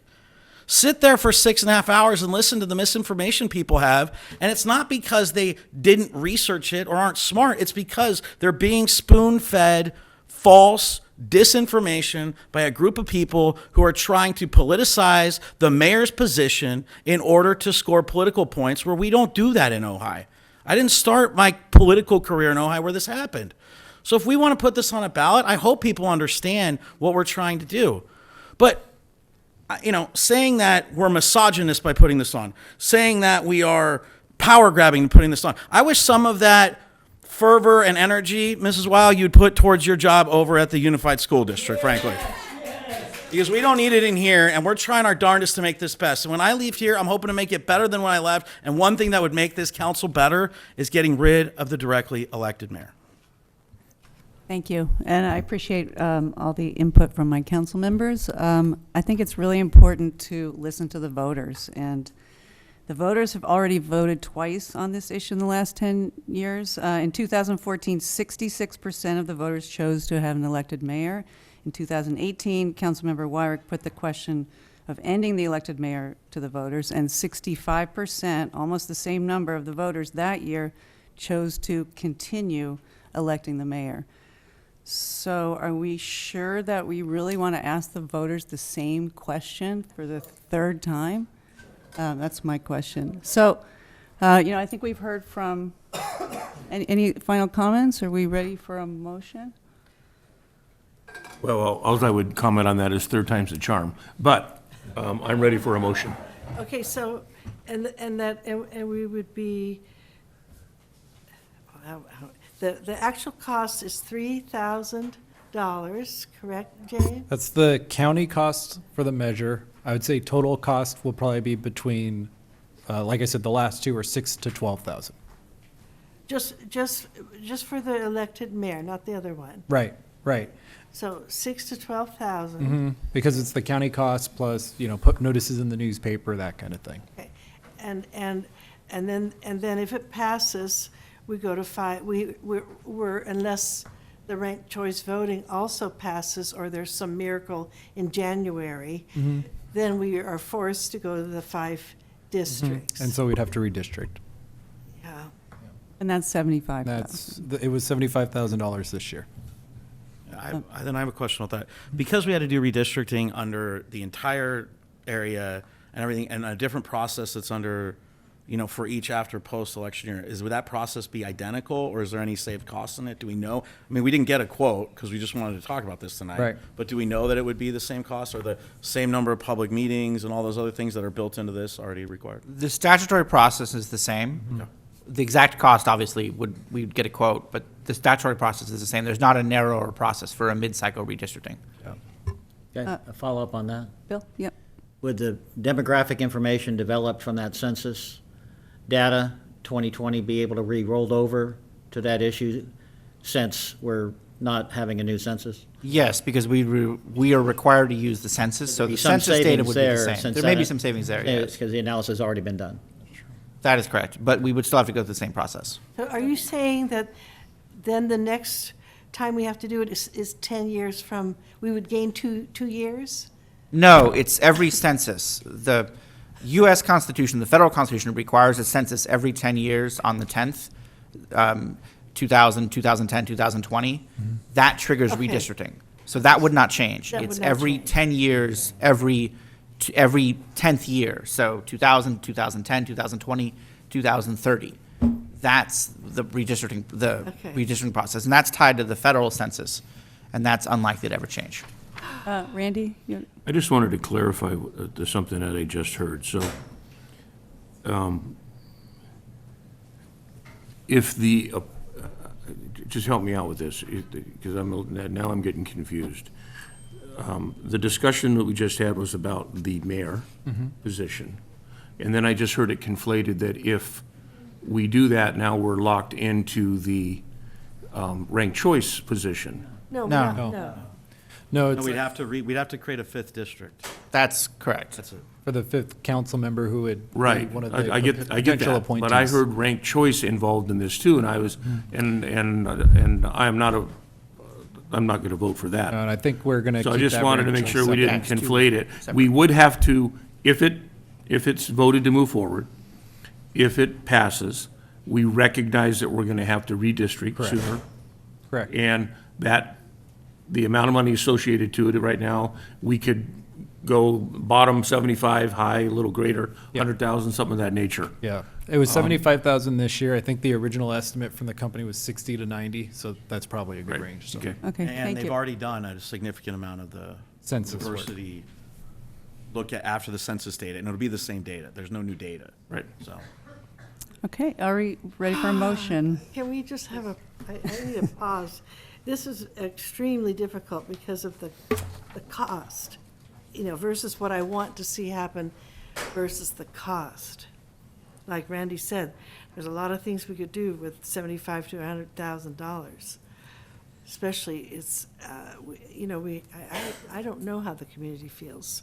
So Well, we don't know what the cost is, but we can put that on the ballot, that there'll be a economic recommendation on the, or economic impact on the ballot. Would that include the cost for redistricting if it passes, Matt? The impartial analysis will include that, yes. So it'll Thank be, you. Within the range. voters are gonna get to see it. Thank you. Yeah. So is anyone ready for a motion? Yeah, I'll make a motion, but we're giving Souza her minute. What? Souza said she needed a second. Oh, I'm okay. Okay. I just. Well, I'll make a motion then that we, on the Thank next you. ballot, put on two companion items. One, that we move back to, move back to the, or move out of the, get rid of the directly elected mayor position and have it go to an appointment that the council will decide on protocols for at that point. I don't know, Matt, can we include in that that it becomes rotating, or is it just more appropriate? I know all the other communities do appointments, but I don't want the public to misunderstand that this is not some attempt to appoint mayors. It's an attempt to take it out of the, you know, the voting area and leave it back to just whoever's on the council at that time just decides. Or if they want to rotate, they can decide they're going to rotate every time. You could bake rotation into the ballot measure if you wanted. Yeah, I would want to definitely see the word rotating. Okay, so then let's say I'll make a motion that we're going to have we would get rid of the directly elected mayor and have a rotating mayor, and then a companion measure that again would, have the 2 or 4 year term decided by the public as well. Oh, so you want to, Wait a minute. that is new. So, That's, Well, every time we've done this before, it's added the 2 or 4 year term. And if we're going, yes. Bring it back to, so, Souza, you want to say something? First of all, Susan, it's my motion, so I'm not Yes. really sure what you're commenting Yes. on. Okay, I'll wait until you're done. I need clarification. We don't have to do it, but every time we've brought this up before, we've asked the voters, one, do they want to do it, and do they want it to be for 2 or 4 years? I'm happy excluding the 2 or 4 year element out of it. I see. I don't Okay. care about changing that, but it's always been a companion issue, because I think that there's been, Mayor Johnson used to complain about having to run every 2 years all the time. There's different issues with that, but let me just make the motion for this to make it simpler. Let's just say to get rid of the directly elected mayor position and to have a rotating mayor. Okay, do we have a second? I will second that. Okay, and we need a roll call on this, Gail, please? Can we? Oh, Yeah. I'm can sorry, we- do you want to say Yeah, something? I'm sorry that I misunderstood.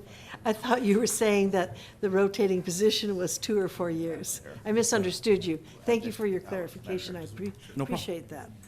Okay, roll call, please, Gail? Councilmember Blatz? Yes. Mayor Pro Tem Haney?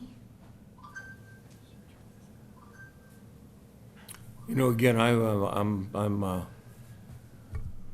we're not supposed to deliberate when we're voting. I'm just torn between this because of the cost. But I also agree 100% with Ryan, and also my belief about the angst that's been created by this position.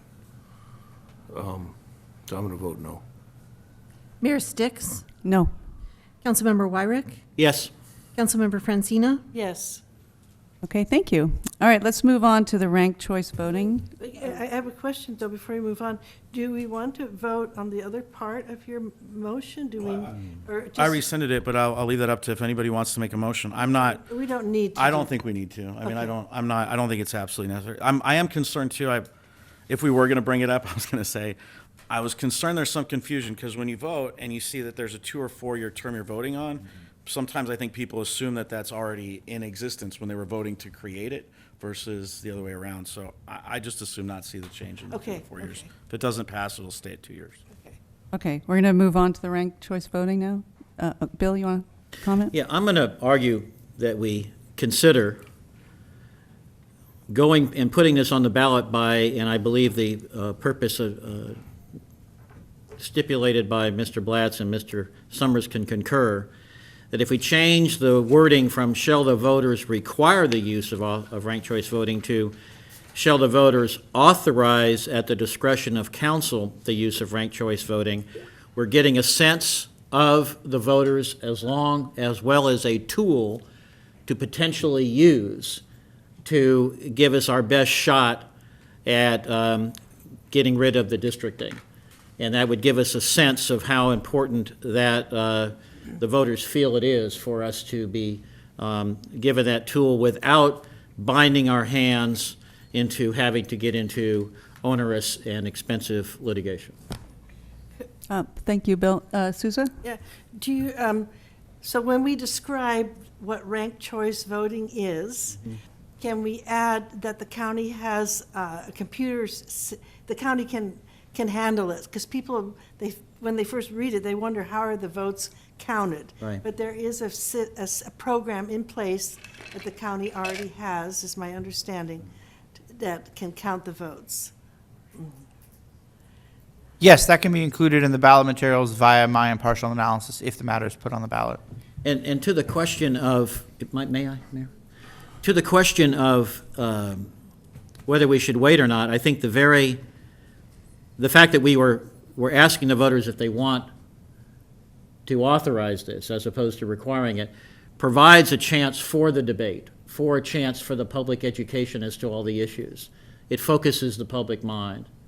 And that's why I think that given what I hear from many, many people is concern about districting, that this is our really only and best shot to give us a tool to look at this again, and we put it before the voters. So that would be my motion, is to change the word require to authorize at the discretion of council and put it on the ballot. And so, and the description will make it clear that this would allow for at-large elections. Yes. You know, our description, because that's the motivation. Yeah, that's in the There's no in the other language. motivation, as far as I'm concerned. In the language, Yeah. yes. Okay, other comments? Randy? You know, the Ojai Valley News did a quick rendering or a quick blurb about this, what's it called? Ranked choice. Ranked choice. And I read it. It was probably a half page, 3/4 of a page long. I couldn't understand it when they tried explaining it. I just see this is a solution that you guys are looking for a problem for. And it doesn't, Happy with districting? I didn't ask. I didn't ask for your input right now. Please bring it back to the chair. So, so the interesting thing with districting, if we want to touch on that, I don't know, because we're doing it for the first time. I'm running. You know, I could win, I could lose. I told you it's not about that. It's about what the community wants. It's what the citizens want. It's not about what I want. And this is a choice that council has kind of come up with and drummed up and kind of thrown into the community's face. I haven't had any community member come to me or come to a council meeting suggesting that we do this, unless I'm wrong on that. But I'm pretty sure I'm not. So I don't get it. And then the other part I don't get is, if I'm running and there's 4 people running and I don't get 51%, and the people that supported me, let's say I got 49. Well, you got to have 51, right, to win outright? So that means we eliminate someone from the bottom. This is where it gets convoluted. So we eliminate the bottom person, we take their votes and we re-add them to the other 3, which means the guy that, or the woman, that had the second most might win to the person that had the most votes. Help me understand how that is going to help this community elect somebody. It's 1 vote, 1 person. That's what we should be basing these elections on. And now what we're doing is we're conflating them to 1 vote, only if you get 51%. And then we're going to recount it. And then if you don't get 51%, we're going to recount it again. And then maybe someone will win. I can't go there. Souza. Yeah. I think the critical difference is that your election will be at large, okay? And I'll use myself as an example. I'm the only council member so far that was elected by district. I think I had something like, what did I have, 600 votes, and my opponent had 300 votes, whereas in the past, I would have 1,500 votes. Actually, you won by 35 votes. No, that's an. Let's Because one there person were- at a time. No crosstalk, please. Continue, Souza. Whatever. But the reason, the underlying reason for doing this is so that right now we have 3 people running in 1 district. We have 1 person running, as far as I know, in the remaining districts. they could end up running unopposed. If we had at-large voting, all 5 of the people currently running would be elected at large. Everybody could go back to voting for 3 empty seats, or if we go back to the rotating mayor, they would have 4 votes. Right now, no one in District 4, it's going to hit people when the ballots come out. A lot of people don't really realize the reality. None of the people in District 4 are voting for a council member this election, okay? The other people are going to look at the ballot and they're going to see someone that they really think should be on the council, but they're going to realize they can't vote for them. They're right now, people are limited to the people that are running in their district. And to me, that's the opposite of democracy in a small town. The town is way too small for that kind of separation. Ryan? So that's the underlying motive to go to a system that, the reason it looks complicated is because we don't understand it yet. But there are cities that have unanimously passed it, and once we, understand it, it is a fair and democratic way of voting.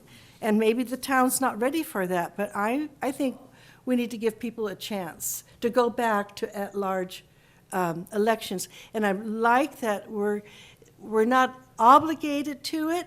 If there's a change and the state or whoever is the boss of us gets rid of the district, that lawyer gets rid of this districting, they will never have to use it if we don't want to. Is that correct?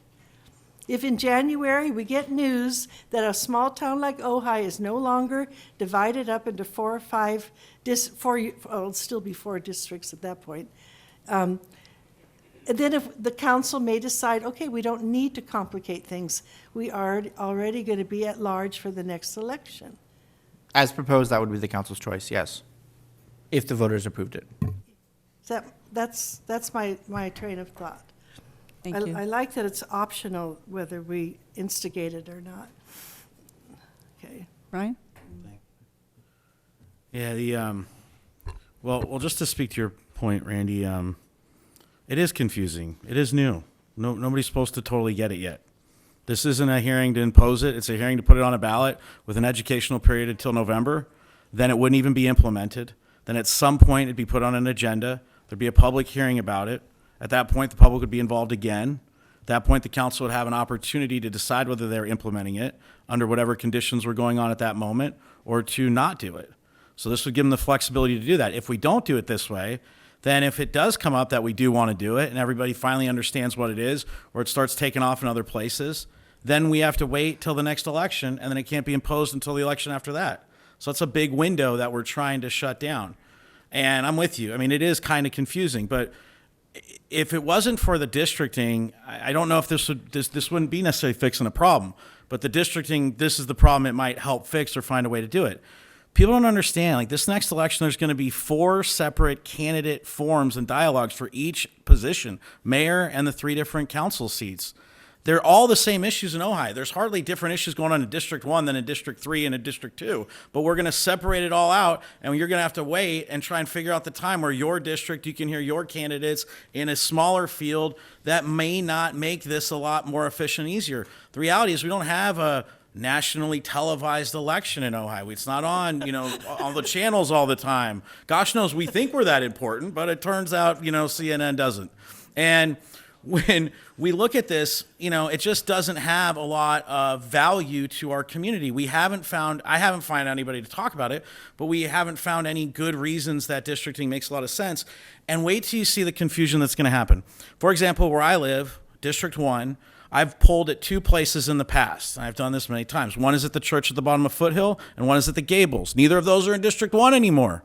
So I don't even know where my polling place is going to be or if there's going to be one. I don't know if the county's figured it out. The other thing is, I've ran so many elections in town. When they were counting the votes of the county, there's so many provisional ballots that get cast in Ojai because people don't know they don't live in the city. They go to a polling place in the city. Their address doesn't check out. They get what's called a provisional slip. They write a declaration that says this is where I live. They give them the ballot. That goes back to the county. County looks at the address, sees the person's name, goes, oh, you weren't in that area. You should have been out of the city. well, we can't count these particular things you voted on. So sorry, even though you voted for council in Ojai, because you live in Miners Oaks, you're not allowed to vote on that. And I've had conversations with the county, and I still don't think they understand where the city limits are. And I sure as heck don't trust them to know where the districts are that we've had. I've been in 2 districts and never ran in either of them. I mean, that's how complicated this is getting. So I just feel like this is not something that has a big benefit and has a bunch of problems that are going to be associated with it. So if we can put something out there that doesn't lock us in, doesn't force us to be stuck spending thousands or hundreds of thousands to defend it, doesn't put us in the crosshairs of the state, then if there is any tweak in the armor and an option to go there that's helpful, then I trust who's ever sitting on this council later on and the public to give their input on whether or not at that point it should be implemented, rather than be stuck with a bad system for another 4 years. Thank you. Well, and I really appreciate council members diving deep in it, because it is complicated, and thank you, staff, and I'm really grateful about that. And I just am uncomfortable making this change at this point until we have a better understanding how it works. I agree with Randy, and we have to look at the city's financial interest, and so I think exploring what other cities are doing already and learning from them really seems to be the most prudent approach to this at this point. Bill? Point of order, did I get a second to my motion? Not yet. Okay. Just ask. I'll second.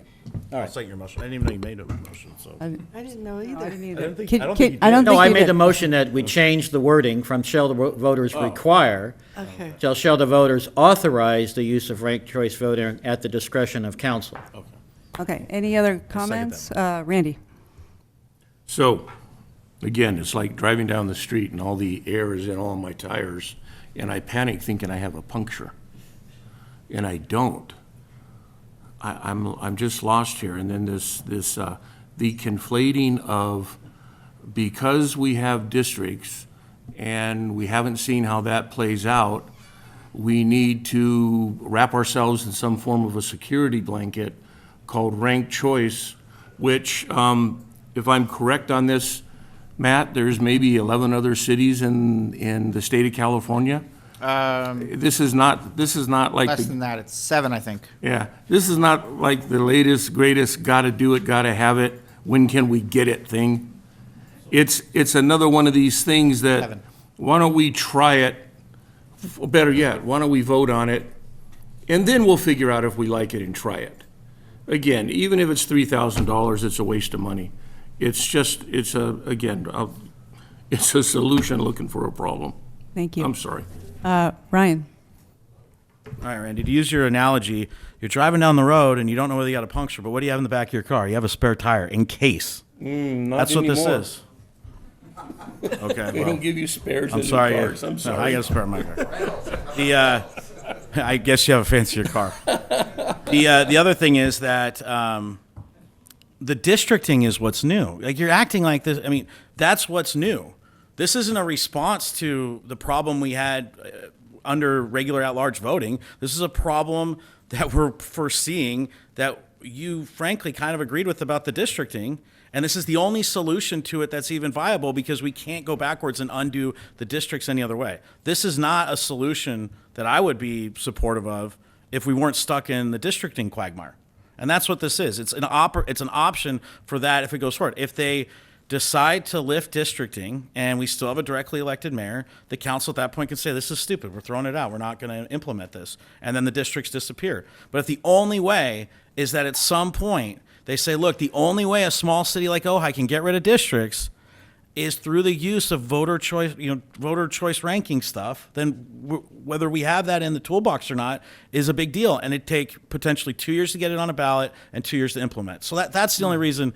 None of this is going to get shoved down anybody's throat and be used for a while, and it may never get used at all. But if we don't, and that opportunity's there, I think we're going to look back at this moment and say, man, we're stuck with what we got here for a lot longer than we wanted. Yet we've all, almost unanimously, with very few other even public speakers, saying that the districts are a good idea for Ojai. And maybe they're not as bad, but this doesn't force anybody to do anything. Of course, they got to find their polling place to even vote on this thing, right? We're going to see how they do that. So, Mayor, I just Okay, want any final just my comments? last Okay, comment. go ahead. The word if, because this is all an if. if this happens, or if this happens, that happens, or if. I'm sorry. I just can't support an if. Well, we have a few different opinions here. Is someone ready for a motion? Okay, can you repeat And it? if you'll permit me, let me restate the motion as I understand it. So it would be to adopt a resolution submitting to the voters of the city the question whether to transition to electing council members citywide by ranked choice voting. And the precise text of the ballot measure would be, shall the voters authorize, at the discretion of the city council, the use of ranked choice voting, also known as instant runoff voting, and allowing voters to rate candidates for elected office in order of preference, to elect city offices at large, thereby amending the Ojai Municipal Code to no longer elect city council members by district, if the city council implements it starting with the November 2024 general election. Matt, that's a mouthful. Okay, we have a motion. We have a second? I second it. Okay, a roll call, please, Gail? Mayor Sticks? No. Councilmember Wyrick? Yes. Mayor Pro Tem Haney? Absolutely no. Councilmember Franzina? Yes. Councilmember Blatz? Yes. Okay, thank you. All right, let's take a 5-minute break and we'll come back with item number 2. Thank you. Mayor, we're 0 for 2 tonight so far. We're overs. Well, if you have to rank your votes, maybe. They won't even have to do it.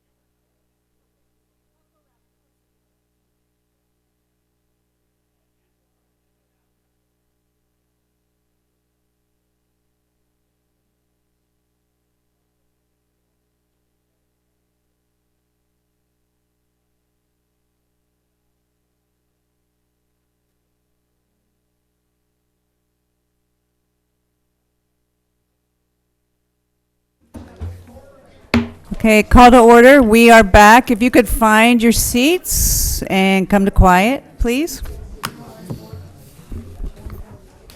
Okay, we are moving on.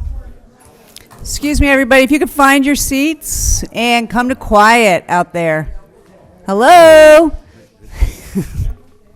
Okay, item number 2, request from 2 council members for an update on Parks and Recreation Ad Hoc Committee on pickleball and acoustical consultant engagement, including possible direction regarding use of city facilities for summer pickleball use.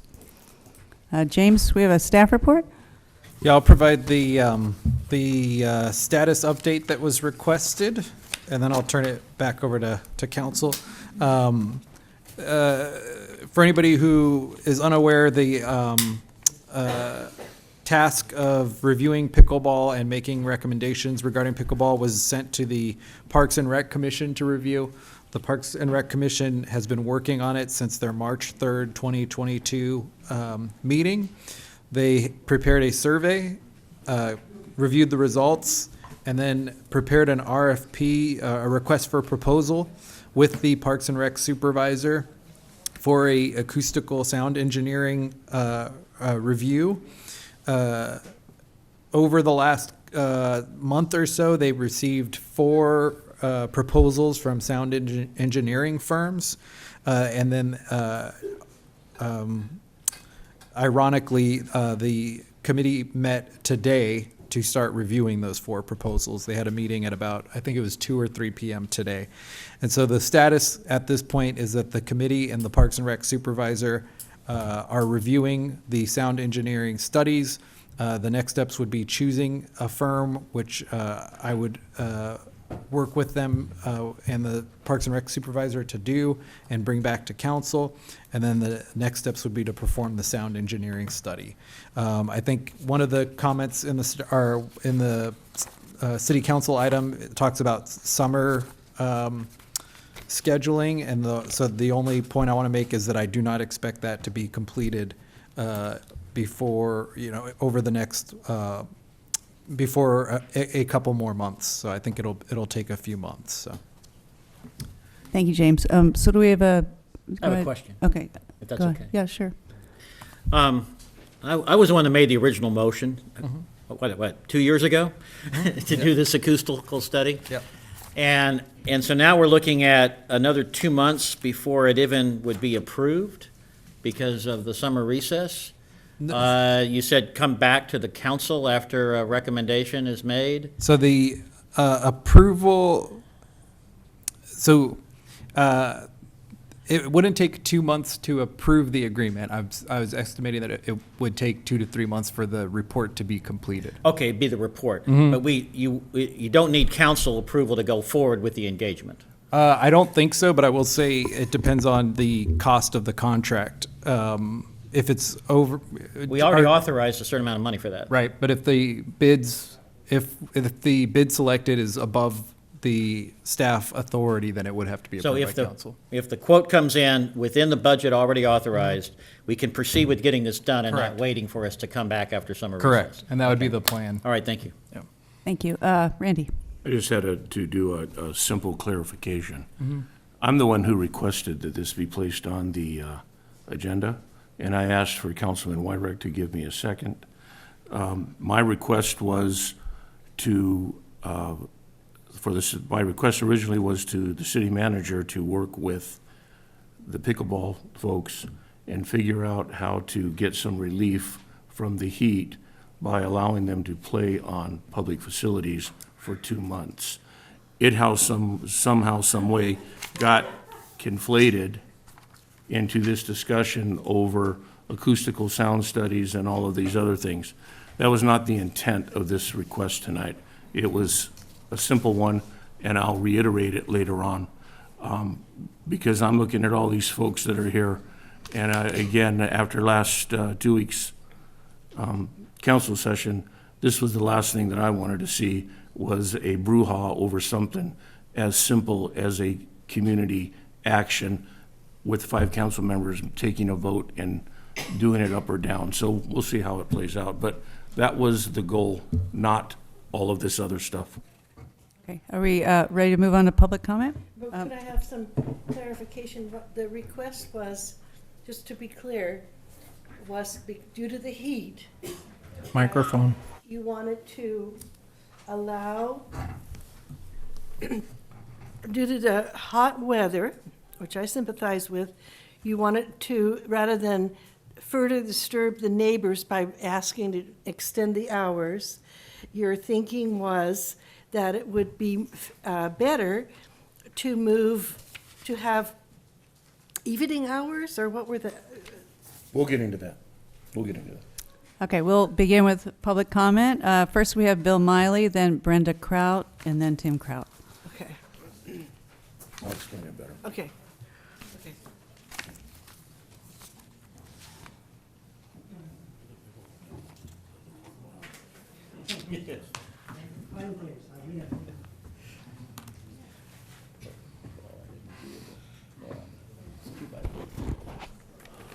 Good evening, Bill Miley. I support your counsel to reaffirm that the Park and Recreation Commission has given a direction by you to continue working on this solely and to authorize the pickleball. Now, if you go ahead and authorize the pickleball to be played on Libby tennis courts, this is a real problem. To help focus this controversy onto the science of sound, our group, which is now known as Citizens for a Sound Pickleball Policy, has produced a white paper on sound and pickleball play entitled Sound Facts Behind the Noise. We digitally distributed it to the council yesterday, the Park and Recreation Commission, the Pickleball Association today, and I have hard copies for the council and a few for the table out there. So Gail, would you take those over to Gail, and please pass those around to everybody on the dais. And then Gail, would you put these, or Gail, out there? Okay.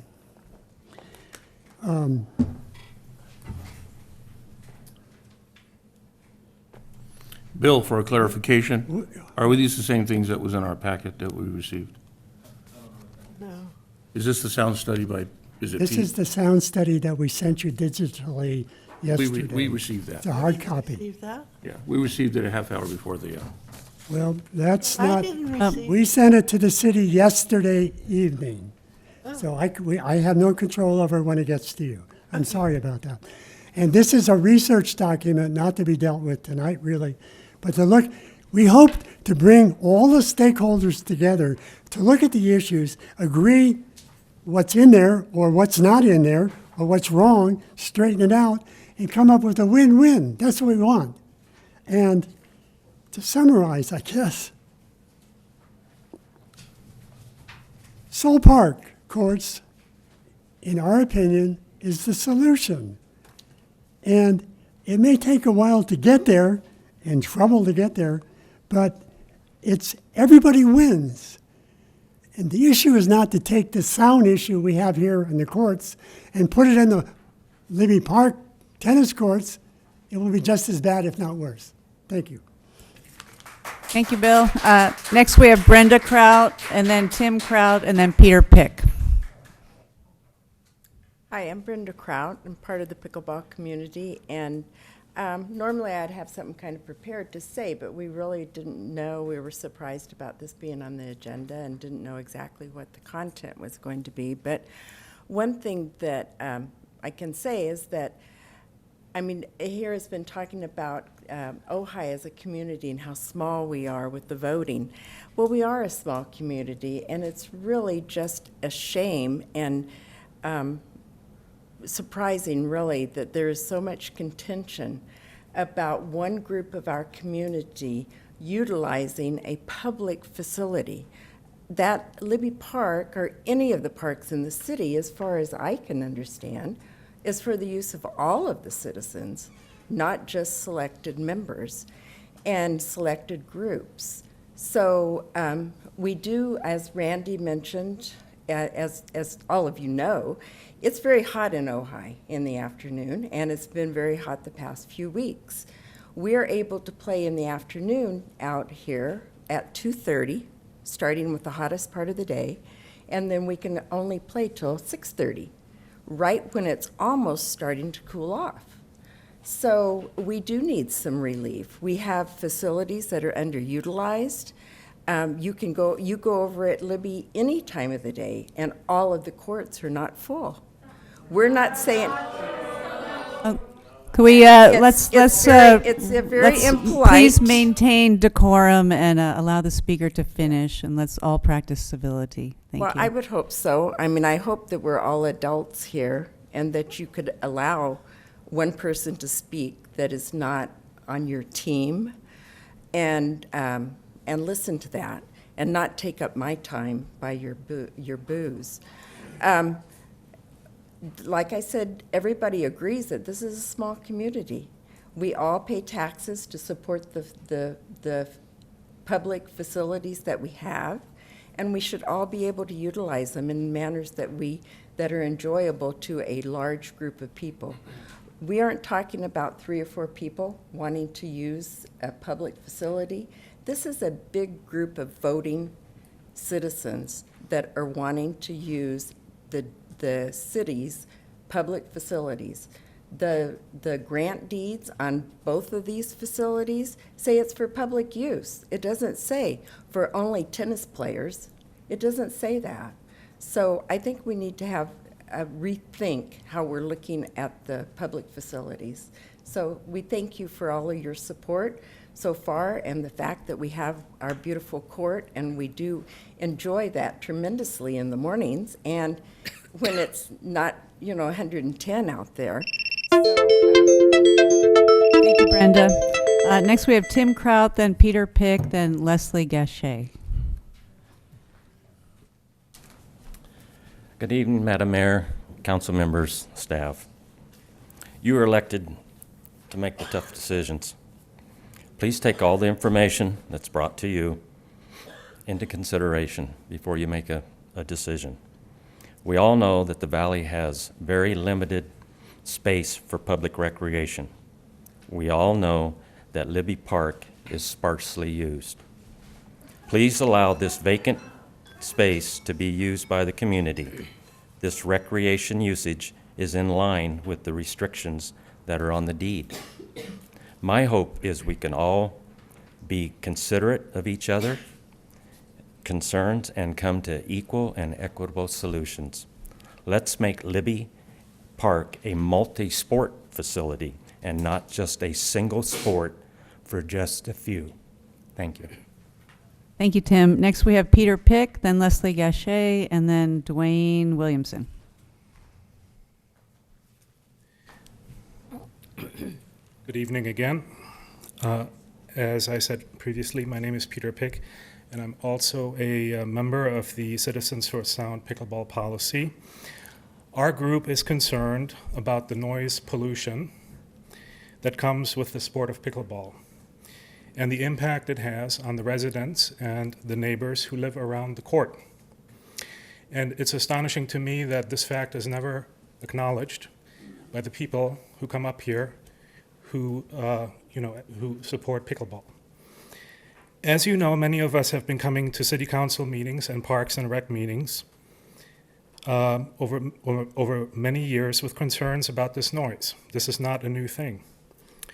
In the most basic terms, we think that the noise from the courts is a violation of the city's current noise ordinance. Our group has been trying to make this argument with facts and not just personal opinion.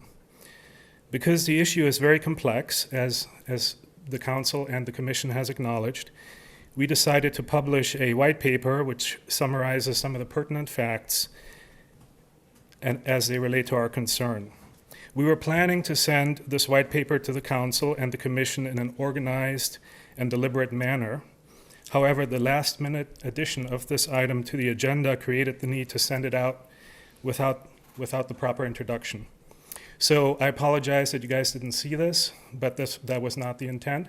And I think it highlights the fact that there needs to be proper notification of these meetings to the public. I encourage you to read the paper. It lays out some logical tools and frameworks with which we can approach this issue.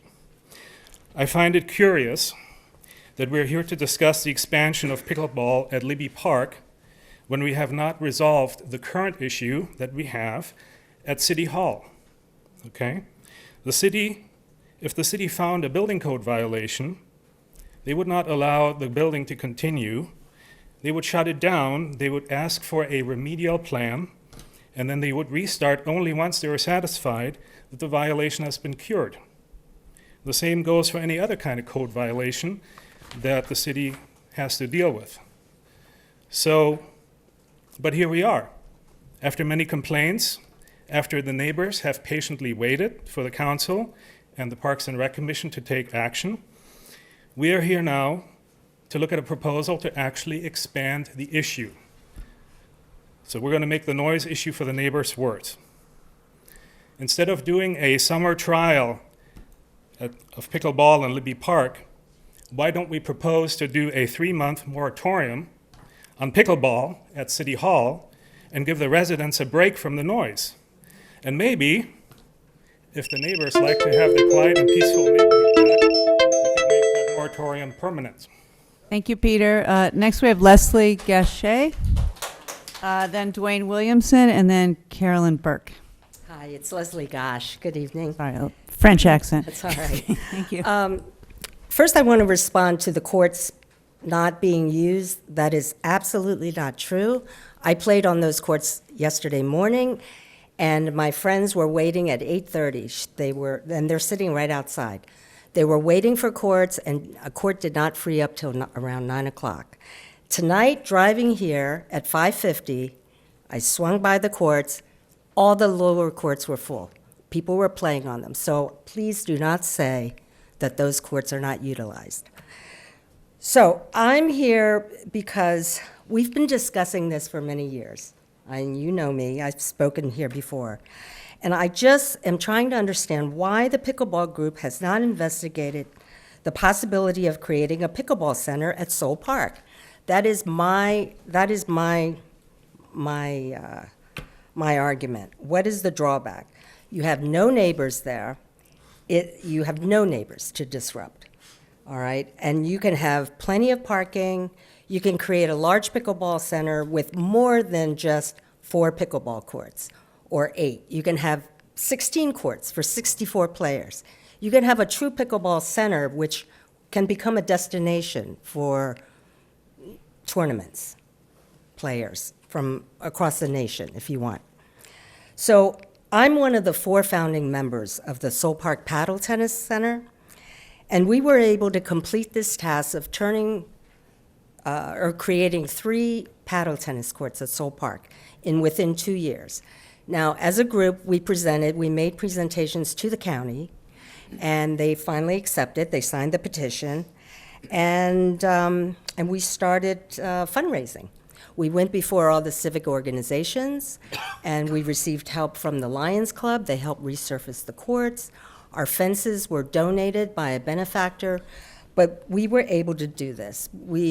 Steve Bennett came up on opening day, and it's great. People are still enjoying those courts. Those courts are maintained by us. We purchased the umbrellas, the benches. We have created a paddle tennis center. So my question is that why do the pickleball group not create their own center out at Soul Park? There's plenty of room. What's the downside? So, thank you. Thank you, Leslie. Next, we have Dwayne Williamson, then Carolyn Burke, and then Karen Quimby. First of all, I appreciate the time this evening. Thank you. I'm speaking as a pickleball player, but tonight I'm going to represent the Ojai Valley Tennis Club, who I'm on the board of directors. And first of all, I want to clear up, most tennis players also play pickleball. A lot of pickleball players play tennis, so it's not necessarily pickleball versus tennis. And we have to come to a resolution where we come together and get a viable option. I just want to remind the council about Resolution 1018 and certain restrictions and requirements on the use of the lower Libby courts. I think you're all familiar with that. Some of the background is in the discussion in the April 2010, the Ojai Valley Tennis Club recently completed a number of improvements to the lower Libby tennis court complex.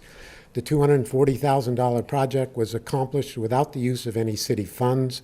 All work was done by OVTC, and the work was fully funded by OVTC.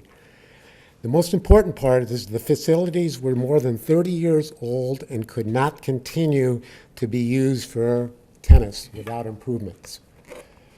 The city didn't step up. It was the Ojai Valley Tennis Club who did that at that time.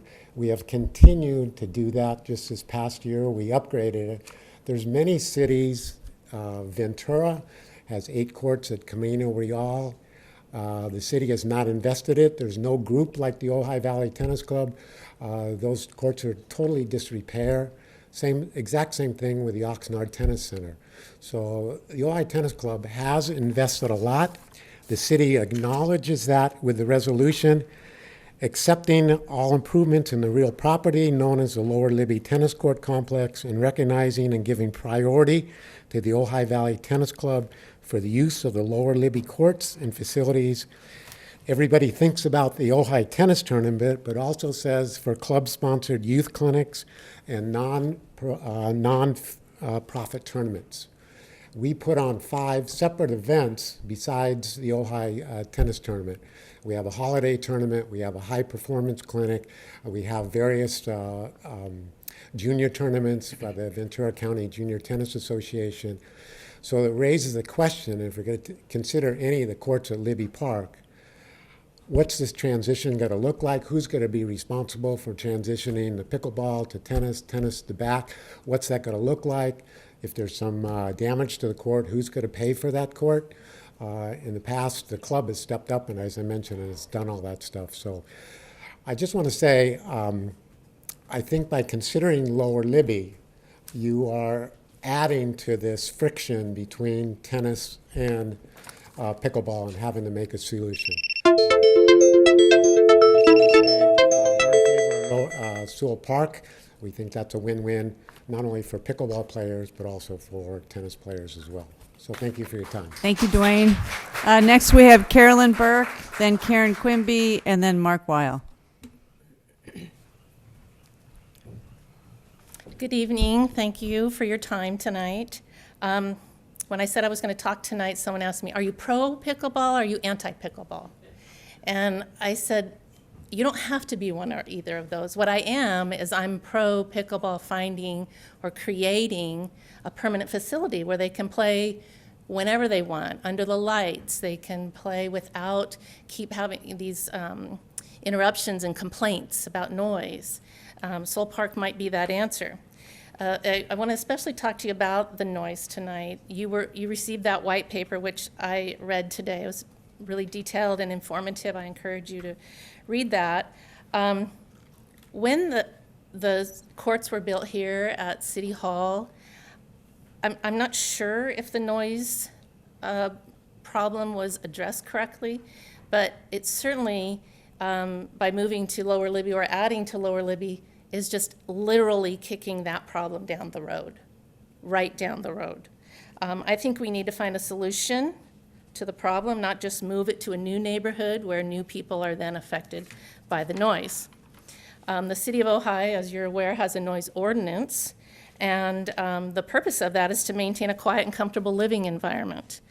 And the way it's stated, it says that no person shall operate a gas-powered lawnmower, lawn edger, riding tractor, or any other machinery equipment or mechanical electric device which creates a loud, raucous, or impulsive sound between the hours of 6 p.m. and 8 a.m.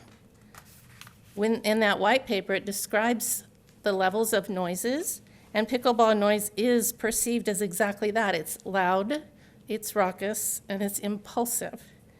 If pickleball players want to play in the evening, when it's cooler, which I totally understand, it violates that time ordinance because that ordinance is from 6 p.m. to 8 a.m. It's also my understanding that the sound study has not been conducted yet, like you said. I think it's premature to approve the use of more pickleball courts at another court until we have the results of that study. And I know that I've heard that people say, oh, we should just get along and make this work. And I truly believe that's what people want to have happen. We do want to get along and make it work. And I really fully support pickleball creating a permanent facility. I think that would be great. It would be something that would bring people to our community.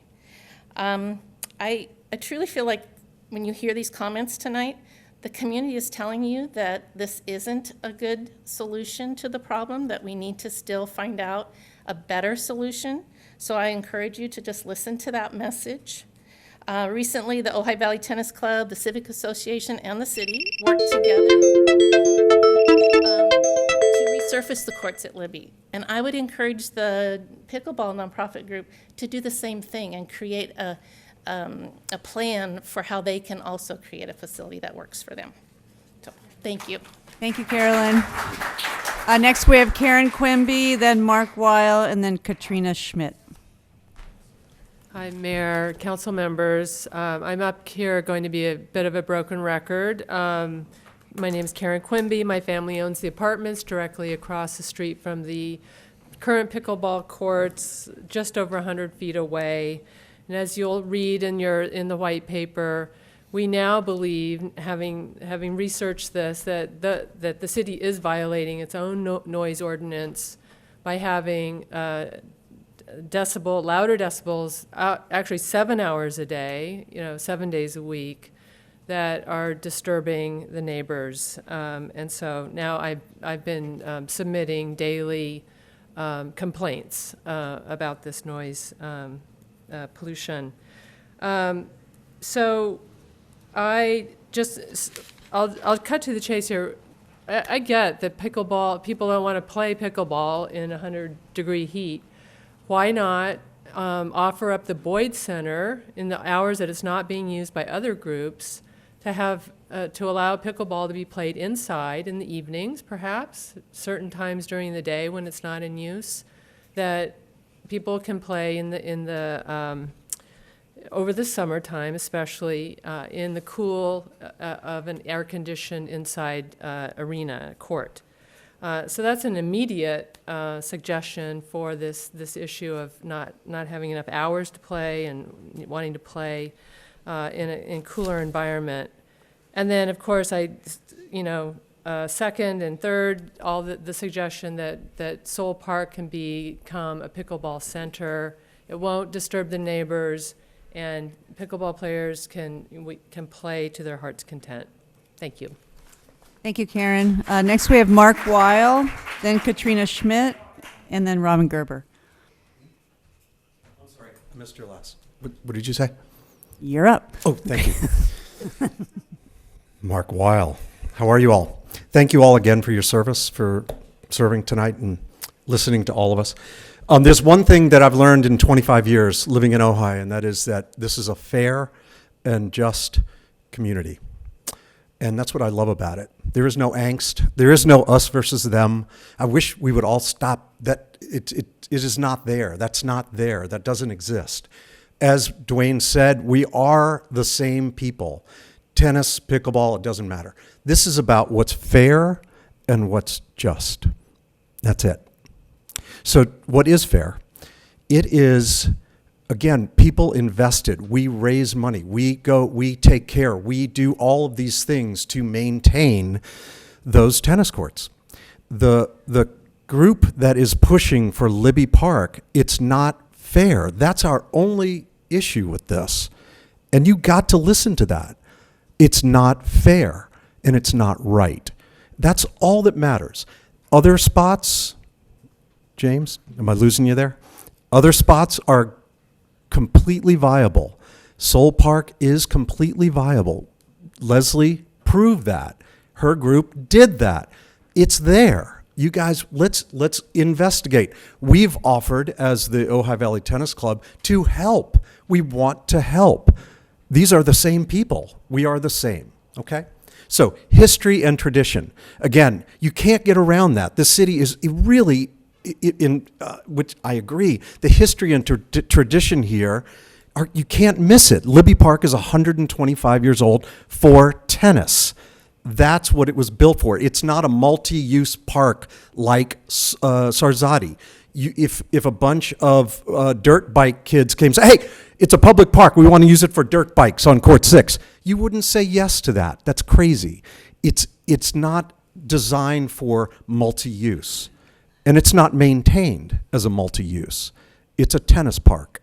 It's a park, well, the upper part is different. But so history and tradition. When we changed the color of the courts, we had to go through the Historical Society. I mean, and then we want to put pickleball lines down. We just spent 20 grand of our money on changing the color and actually improving the court. So what's fair? That's all we're concerned about. Let's do something right. Let's do the fair and right thing. Okay? I got 23 seconds left. I want to say one more thing about Jane Weil. She actually busts her ass in her work. So anybody that implies that she's not busting her ass is wrong. Okay? She has volunteered for Topa Topa School, Matilaha. She's volunteered in the classroom. She's been PTA president. She did that long before she was elected to the board. So pick on somebody else. Okay? Thanks. Thank you, Mark. Next, we have Katrina Schmidt, then Robin Gerber, and then Bob Daddy. Katrina? Oh. Is that a dog? Is that my dog? Did it escape? All right, quiet, please.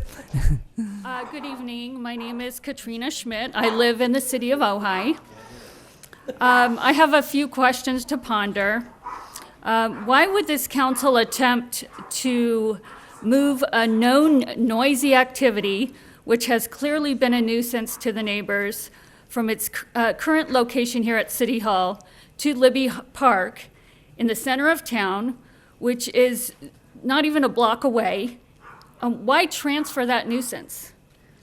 Why take a beautiful, newly resurfaced tennis court that has been built and maintained via the tennis community with substantial financial assistance and elbow grease, and continually it's been used for tennis and the tennis tournament, and give it away to another group, sports group, who wants an easy way out of gaining their own facility?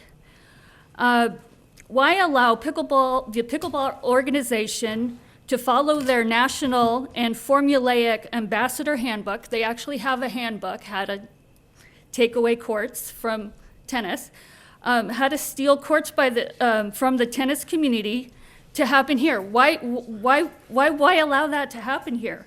These are not underutilized courts. These are not dilapidated courts, and they are not quote-unquote courts that are in disrepair. The pristine Libby Park courts, excuse me, my contacts. The pristine Libby courts do not include the things that the handbook encourages pickleball ambassadors to prove to city councils around the nation. Tennis is thriving at Libby Park, where tennis is played, and the historic tennis tournament has been operating continuously since 1896. It is the oldest tennis tournament in the nation that is continuously operating. Ojai is recognized as one of the most important tennis locales in the world, which, by the way, was mapped and displayed at the International Hall of Fame in Rhode Island. Went there, it was amazing. Ojai's on the map with, Wimbledon and the French Open. Little Ojai, it's important. This tournament is very important. Why would the council push for one sport at the expense of another? Why is the council allowing this community divisiveness to happen when it doesn't have to? Many people play both tennis and pickleball, and each sport deserves its own courts. Pickleball and tennis side by side is not good. There's noise issues. Shared courts do not effectively work. You can't just take the nets off and put it on the next for the pickleball and then back on for tennis. It doesn't work that way. Why isn't the council encouraging and helping the pickleball community spend their focus and energy finding and fundraising for their own purpose-built courts, both temporary and permanent? Put an end to this madness. Take Libby Park tennis courts off the table for shared courts, even on a temporary basis. Thank you. Thank you, Katrina. Next, we have Robin Gerber, and then Bob Daddy, and then Leslie Rule. Whoa, can I let Bob go first? I'm Robin Gerber. We hear a lot about the rule of law now. It doesn't just govern at the federal level, it's at every level, even down to little Ojai. And one thing I have really admired about you, Councilman Haney, is your integrity around that. And on January 25th, when we were all sitting around in Libby Bowl freezing and talking about pickleball and seeing the maps and the pictures and having this big meeting about what should happen, and you were the one who said, who called this meeting? Why are we having this meeting? We're not following regular order. And so the whole council voted and said this: we are directing Parks and Rec Commission to work with staff on an accelerated basis to gather information, return it to council regarding costs, deed restrictions, and other factors regarding the situation of pickleball courts within the city and the valley. And so everyone together sent it back to Parks and Rec. And we have a really great Parks and Rec Commission, by the way, right now. And we have 2 great people working on this. And that is the regular order. And even though I understand that you feel just doing this for a limited time is no big deal, when you step out of regular order, turn on your TV and watch the news, when you lose sight of the rule of law, mischief is created. And that is what's going to happen here, even if you do this for a couple of months. Now, I know also Councilman Haney and all of you care about all of us working together. And I wish I could tell you have the power to make that happen as legislators, but you don't. The truth is that people are starting to work together.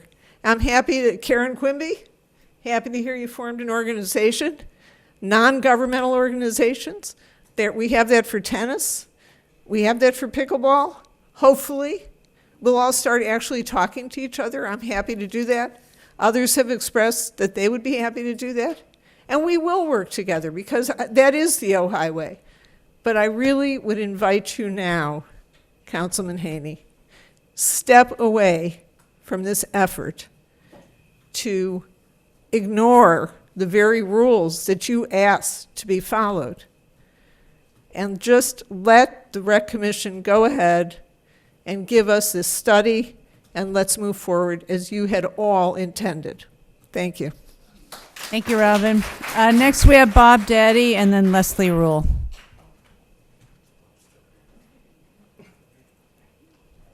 Okay. Leslie, you want to go ahead?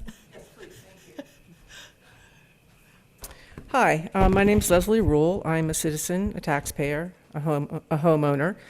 District 3, I voted for Sousa, but I think I got Bill. District 4. All good. Oh, I don't know. There's a couple of things that I want to point out. One of them is we learned in kindergarten to share. 5 years old, we got that. Fair and reasonable, what's fair and reasonable if you're a tennis player? That was just stated. What's fair and reasonable if you're a pickleball player is something completely different. So fair and reasonable really depends on what you're looking at and who you are. So a couple of things I wanted to mention. I go by Libby Courts numerous times a day, both upper and lower. I ride my bike all around. I honestly don't see the usage that is being claimed. I honestly do not. So I would suggest that we actually ask the Park and Rec Commission to do some sort of survey and let's get some demographic data. Let's not just say, oh, they're fully used. I drive by there a couple of times a day, back and forth, and they are not. Okay, I say no, they say yes, he said, she said, whatever. But the Park and Rec Department should know if those courts are being utilized. They should have that information. And so if they don't, they should get it, and they should provide that to us so we can make a reasonable decision. Yes, so I would say that would be an action item. Ask them to come up with demographic usage data. Let's see. And so I would say, yes, tennis players are an important constituency with a revered history and a deep emotional bond to the courts, but that does not make the courts theirs. And quite honestly, change happens, and even it happens to games, and that is part of innovation. As was said earlier, appropriate action with change is needed. I will just point out, pickleball is also a very important constituency, as Brenda pointed out. We need more courts, not different courts. People say, why not Soul Park? I've explained this to the Park and Rec Department. I will explain it again here. We bike. 25 years of planning has been to put things that the community uses in the community, not send them out of the community. We will then put cars driving down the middle of Ojai Ave and 150. People who bike will not be able to bike. So what we're essentially doing is we're sending them outside, we're putting them in their cars, we're asking them to drive. That's not something that really happens now. I'm just going to close on this about community and how much we value community. Yesterday, a teacher who was on vacation came and he asked about playing pickleball. We told him we have pickleball paddles for you, we have balls, you just come. He came today with his child. Earlier today, a Spanish couple, elderly couple, of course they're my age, so they're not really elderly, but they came, didn't really speak English, wanted to know about pickleball. We told them all about it. Said there were rackets you can borrow, there are balls you can use. Yeah, I know, so I'm Thank you, ending Leslie. now. Point is, it's growing all the time. Thank you. I'm going to ask the audience to refrain from comments. Thank you. Any comments online, Gail? Anyone in the Zoom queue who would like to speak on this item, please use the raise hand function now. And we've got 5 people. So the first person is Mike Borders. I'm going to bring him in. Mr. Borders, if you're muted, please go ahead and unmute yourself. Okay, can you hear me? Yes. I mainly wanted to discuss one term that is used frequently, and that is city assets. Numerous people talk about Libby Park being a city asset. It's a city park for the benefit of the entire community. Yes, that's technically true, but every asset that the city has a history. And the Libby Park has a unique history. Specifically, it was provided and maintained over the years with private funds. The city, since the inception of those courts in 1896, the city actually didn't even take possession of Libby Park until 1970. But over the 120-some year history of those tennis courts, it was over 80% of the funding to maintain those courts was private funding. City has contributed about 20% over the last 100 years.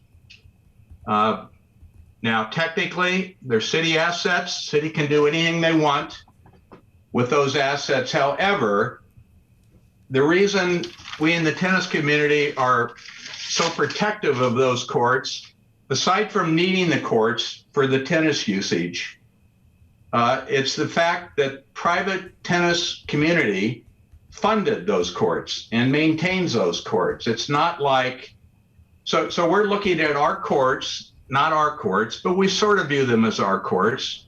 We're looking at those courts being suddenly turned over to use of a non-tennis group who hasn't contributed anything to the maintenance or funding of those courts. Taxes don't maintain those courts. So that's really what I wanted to mention. I think if you sort of keep that in mind, it'll maybe change your perspective a bit about how Libby Park should be utilized. And I think that's all I have to say at this point. Thank you, Mike. Next, we have Renee Roth. I'll bring her in. Ms. Roth, you can go ahead, and there you go. You can speak. I'll be very brief. It's really sad to me that the pickleball people are being seen as the stepchild with no place to go and no land to call their own, and being stepped on and accused of things that really do not think are fair. My husband plays. I used to play tennis until my knees went really bad. I love the tennis community. I love the Ojai tournament, but we also love the pickleball game.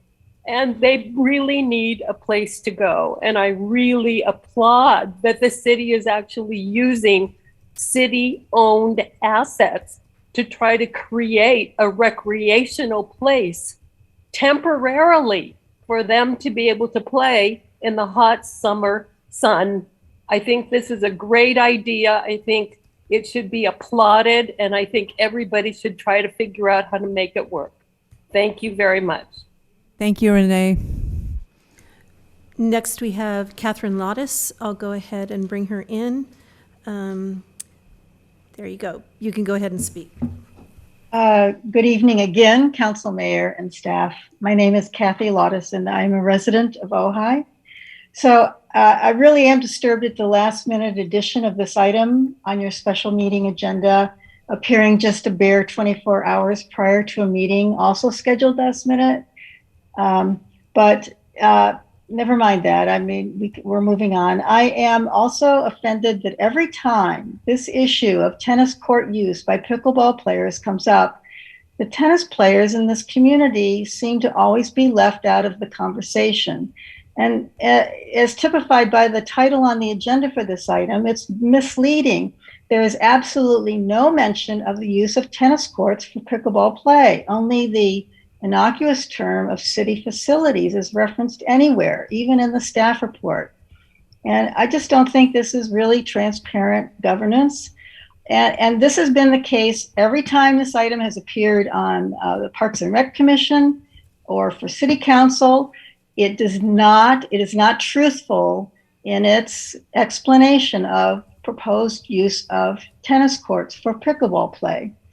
So I'm also concerned that the reasonable process to address the issue of providing pickleball facilities for the community, meaning the reference to the Parks and Rec Commission, which is a good idea, the establishment of an ad hoc committee, that there has never been that the ad hoc committee or Parks and Rec Commission has not, to my knowledge, conducted outreach to the community tennis players. And I, for example, was never asked to complete a survey, even though I have submitted comments to both City Council and Parks and Rec when this issue came up. I am a regular tennis player on the Libby courts, and I have been so for the last 10 years, and I can attest to a high level of use on those courts. It's community recreational players, it's the children's program, which is fantastic.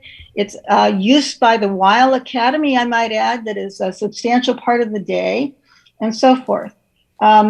So please, I ask that you, going forward with the council, the Parks and Recs Commission, and ad hoc committee, that you involve input from tennis players as well as pickleball players. Please really listen to both sides. Don't take something away from one side and give it to the other.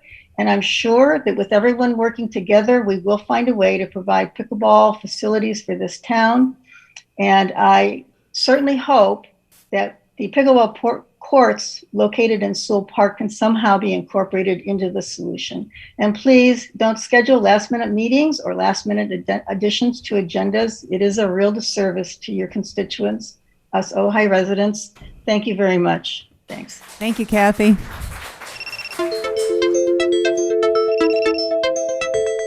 Next, we have John Adair. I'll go ahead and bring him in. Mr. Adair, if you would unmute yourself, there you go. You can go ahead. Yes, can you hear me?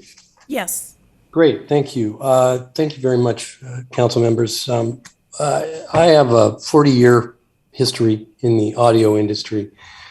And I think there are a number of points that people are bringing up here, but I think the key point is that in this case is that everybody needs to understand that pickleball, while it's not the enemy and it's a great activity, pickleball is an unusually loud sport. And the reason that there is litigation going on across the entire nation right now about pickleball, and that is true, it is going on across the country right now, is because of this fact.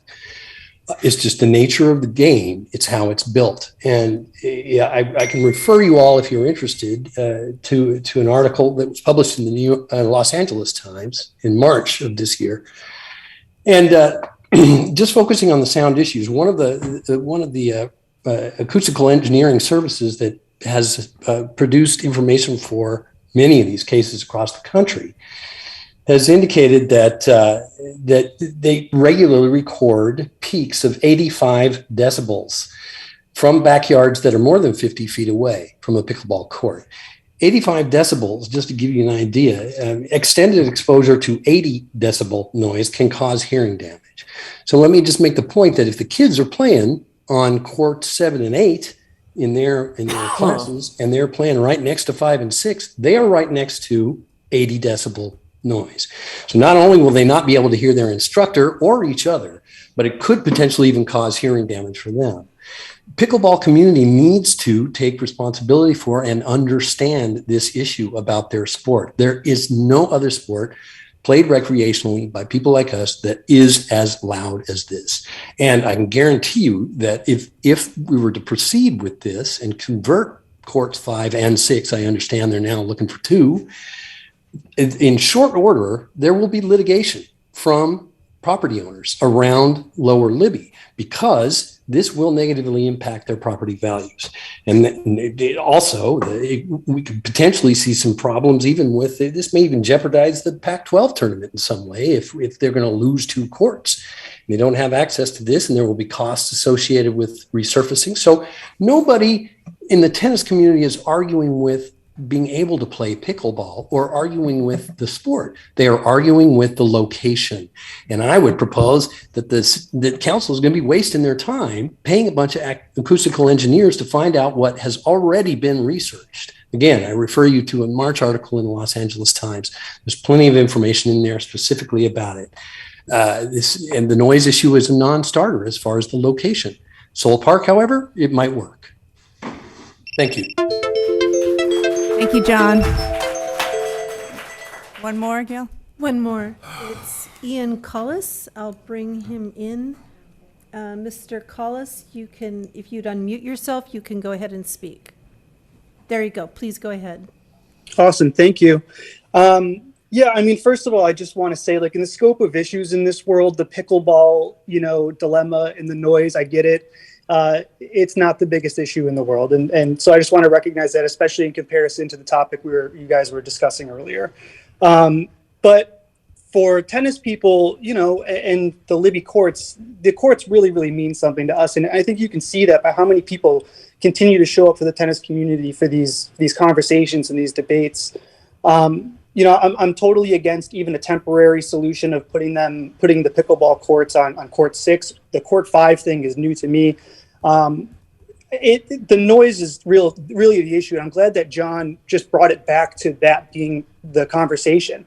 That's why that we're discussing this to begin with. That's why this continues to get brought up. The reason that nobody wants to send the pickleball people, to the other side of town to go play, it's because of the noise that it needs to be that far away from other sporting events, the tennis players, the other housing. That's why it needs to be the distance away that it needs to be. And I do want to say, like, I commend the pickleball community for trying to build something. I think that's great. I mean, I was over at Soul Park on Tuesday. There was a huge group there. They're all having a great time. It seemed to be working great for them. I don't really know what the issue is. And the tennis community is building itself as well. I try to be a big part of that. Tennis is a growing sport, just like pickleball. I hosted an event at the Lower Libby Parks, or the Lower Libby courts in May. I used all 4 courts. I could not have got approval to host the tennis event that I did if one or two of those courts was not there. One of the Parks and Rec, the Parks Department stipulations for renting the courts was that you needed to leave at least half open to the public. Not to mention, we had a tennis event, we had music going, we had other people there, sponsors and stuff like that. It would not have gotten approved for the upper courts. And I know we're not, the upper courts don't get talked about a lot in this conversation, but I could not have got approval to do that event if those courts, the two lower courts were being used by pickleball. So, we're trying to build a community too. I mean, arguably tennis probably has a much larger community in Ojai. Surprise, surprise. We've had a tournament that's lasted 125 years. We have OVAC. We have the Ojai Valley Inn. There's a lot of tennis players here, but we're also trying to build a community. I can't host events like that. We can't organize events like that if those courts are being used. And somebody brought up earlier that, they came down to the courts and they were all being used today. I was one of those. People. All 4 courts are being used. Katya was teaching. There was somebody on court 6, on court 5. So we're all, the conversation about them not being used is just completely false. Thank you. Thank you, Ian. One more, Gail? We have one more. It's one name, just a first name, Tina. I'll go ahead and bring her in. Tina, if you're there, please unmute yourself and you can go ahead and speak. Hi, my name is Tina Leslie. I'm a longtime educator in the Ojai Valley. Firstly, let me say, I love tennis, I love pickleball, and I love Ojai. So, all of this is, this conflict is quite difficult. The courts at City Hall were put in and there was a noise problem. There's always been a noise problem there. We spent the last year debating this noise problem, and now we're looking at the Ojai courts or the Libby courts. I implore the council not to make the same mistake that, the city council or the city courts are at Libby Park. There's homes near Libby Park. The park was designed for tennis, and the use of these courts and the maintenance of these courts and its pristine condition have primarily been done by the Ojai Valley Tennis Club for tennis use. I absolutely believe pickleball is a growing sport. It needs to have its own facility where people can play without bothering others, neighbors, or the tennis community. Please, please, please, the council, let's be forward thinking instead of backward thinking. Don't let history repeat itself. Let's not be doing this 2 years from now. In many areas of the state, pickleball has become an issue. Let's be the future of pickleball instead of being one of those who has a giant court case going against them. Let's find a place where pickleball can have its own courts, its own area, become its own pickleball center. Let's not take a place where tennis already has its history, and has houses around it. It seems that is not the way to go. So just please, City Council, please, let's be forward thinking, not backwards thinking. Let's find pickleball a place where it can thrive and grow. Like I say, I love tennis, I love pickleball, I love Ojai. Thank you. Thank you, Tina. All right, that's it? All right, we will move on to discussion. Randy? Okay, so I created this mess. It's, Robin Gerber and I spent, I don't know how much time on the phone this morning. So, Robin, I appreciate your comments. I don't know if they were 100% what we talked about, but that's okay. I appreciate it. Pete, I did read your paperwork. I did look at it. And I do think that it should be submitted to the Recreation and Parks Department for part of their investigation into the noise matter regarding these courts, okay? I think it's a good paper. Again, maybe I was just being naive. And I'll accept that. I'll accept that stupidity on something as contentious as this topic. The goal was, and it was my goal, No one came to Randy and asked him. No one forced me. It was 105 degrees for a week 2 weeks ago. And I looked at these courts as I was driving into work, as I looked at all of the courts, and they were all empty. And I said to myself, how can we give these people an opportunity to recreate? And that's the whole idea behind this. Let's give pickleball an opportunity to play pickleball for the 2 months of summer, and then it's over. There was no other motive for it. There was no trying to sneak the foot in the back door.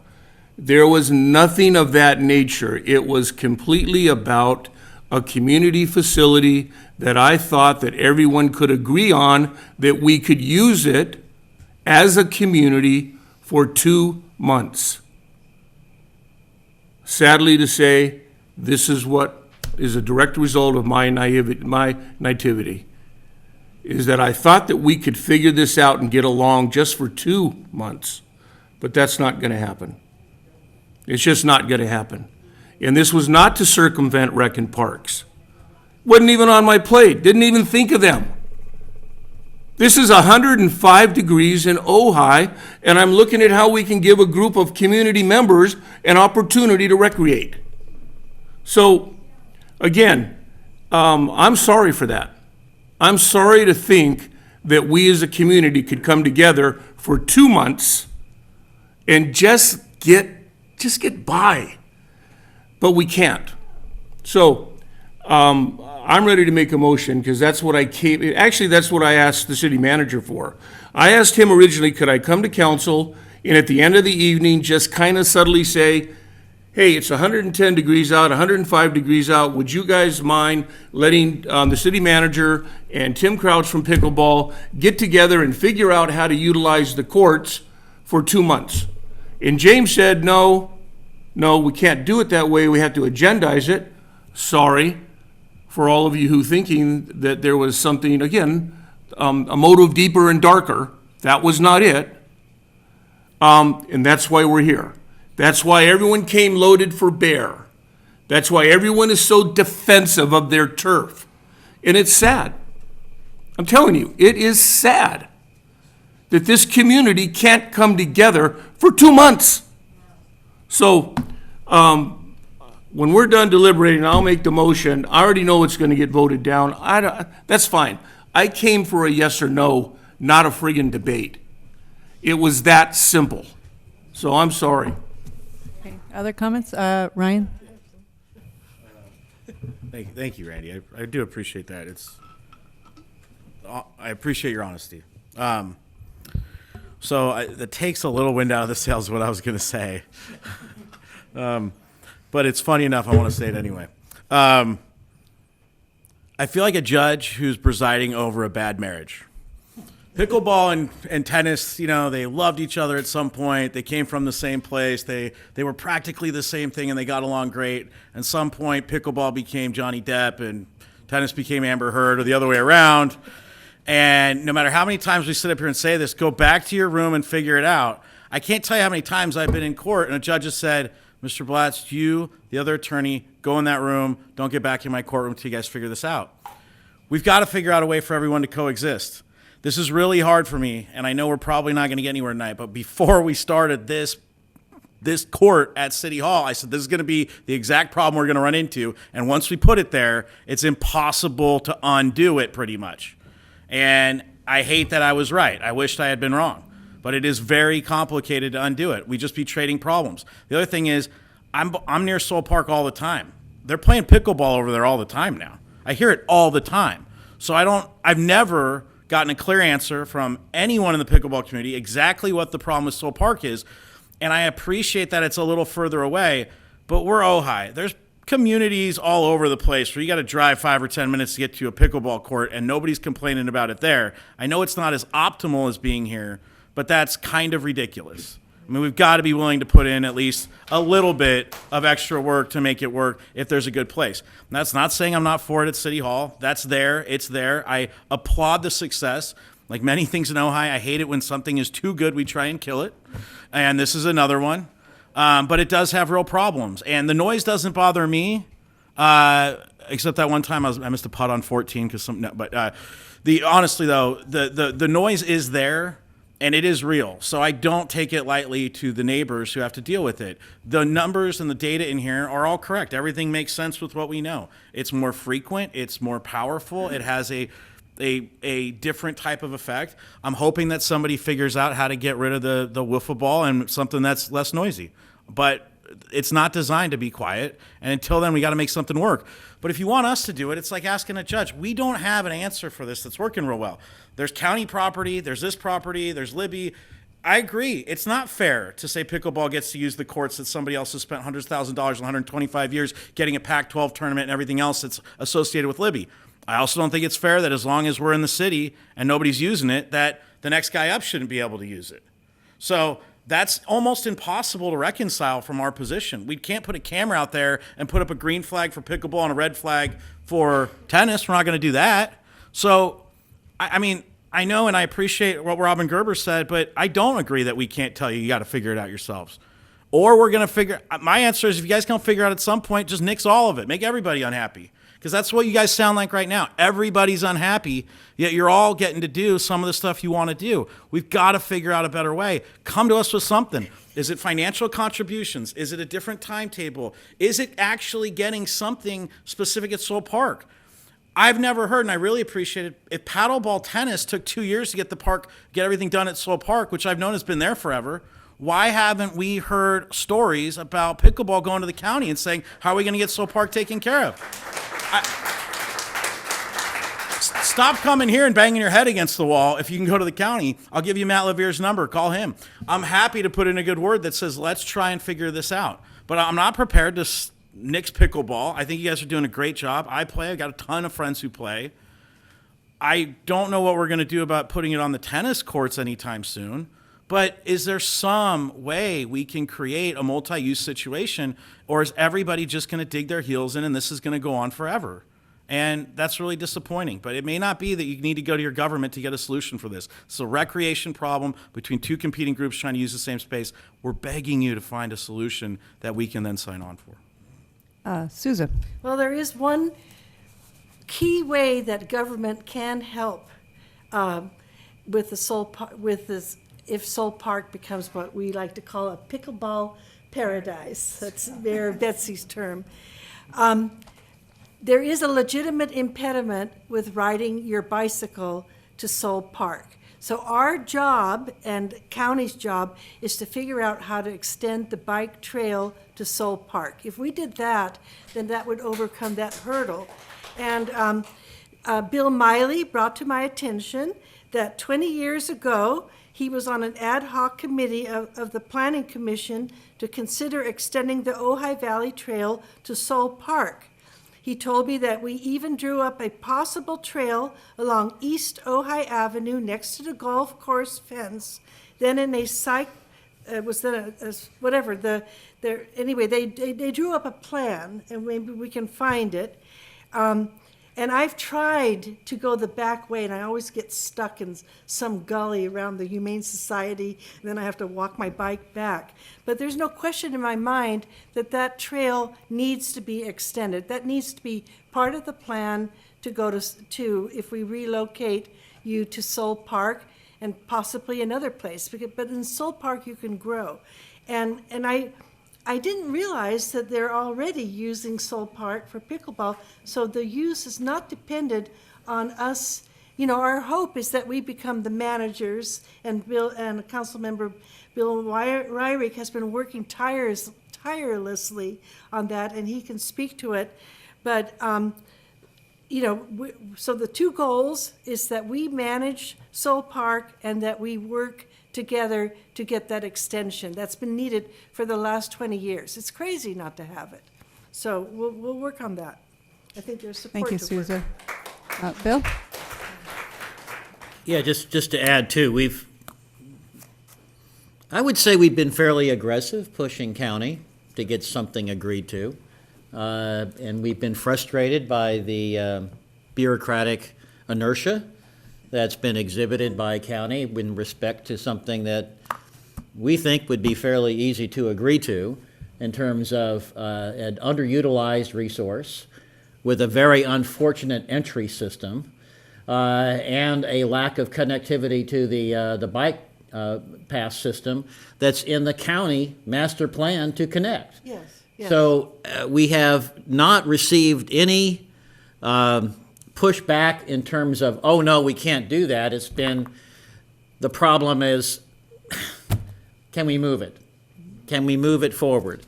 And so I think that I want to hasten to add that our push to try and allow the city to add programming to Sewell Park is not limited or dictative in terms of pickleball, but it's an overall underutilized facility, just to state that again, for a lot of things that could go on there.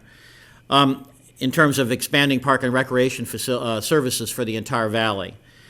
So I just wanted to say that is something that we've been pushing behind the scenes. I have a very thick, knobby tire to negotiate that area with on my bike. Yeah, a street bike doesn't do it. I've been there. I understand. But I do think that I would urge everyone, if you have a opportunity to speak with Supervisor LaVere, to please suggest that this agreement occur sooner rather than later. We are sensitive to the issue of bike trail access. We do have a feasible path for it, and I think this council would be willing to help fund that if the county would agree to it. Yes. So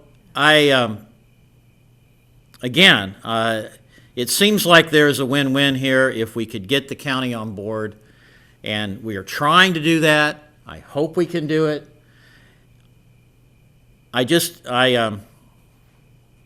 There's got to be a way of taking an underutilized asset, and it doesn't mean that this is necessarily the best place for an expanded pickleball activity or expanded pickleball facility, but it's certainly an option.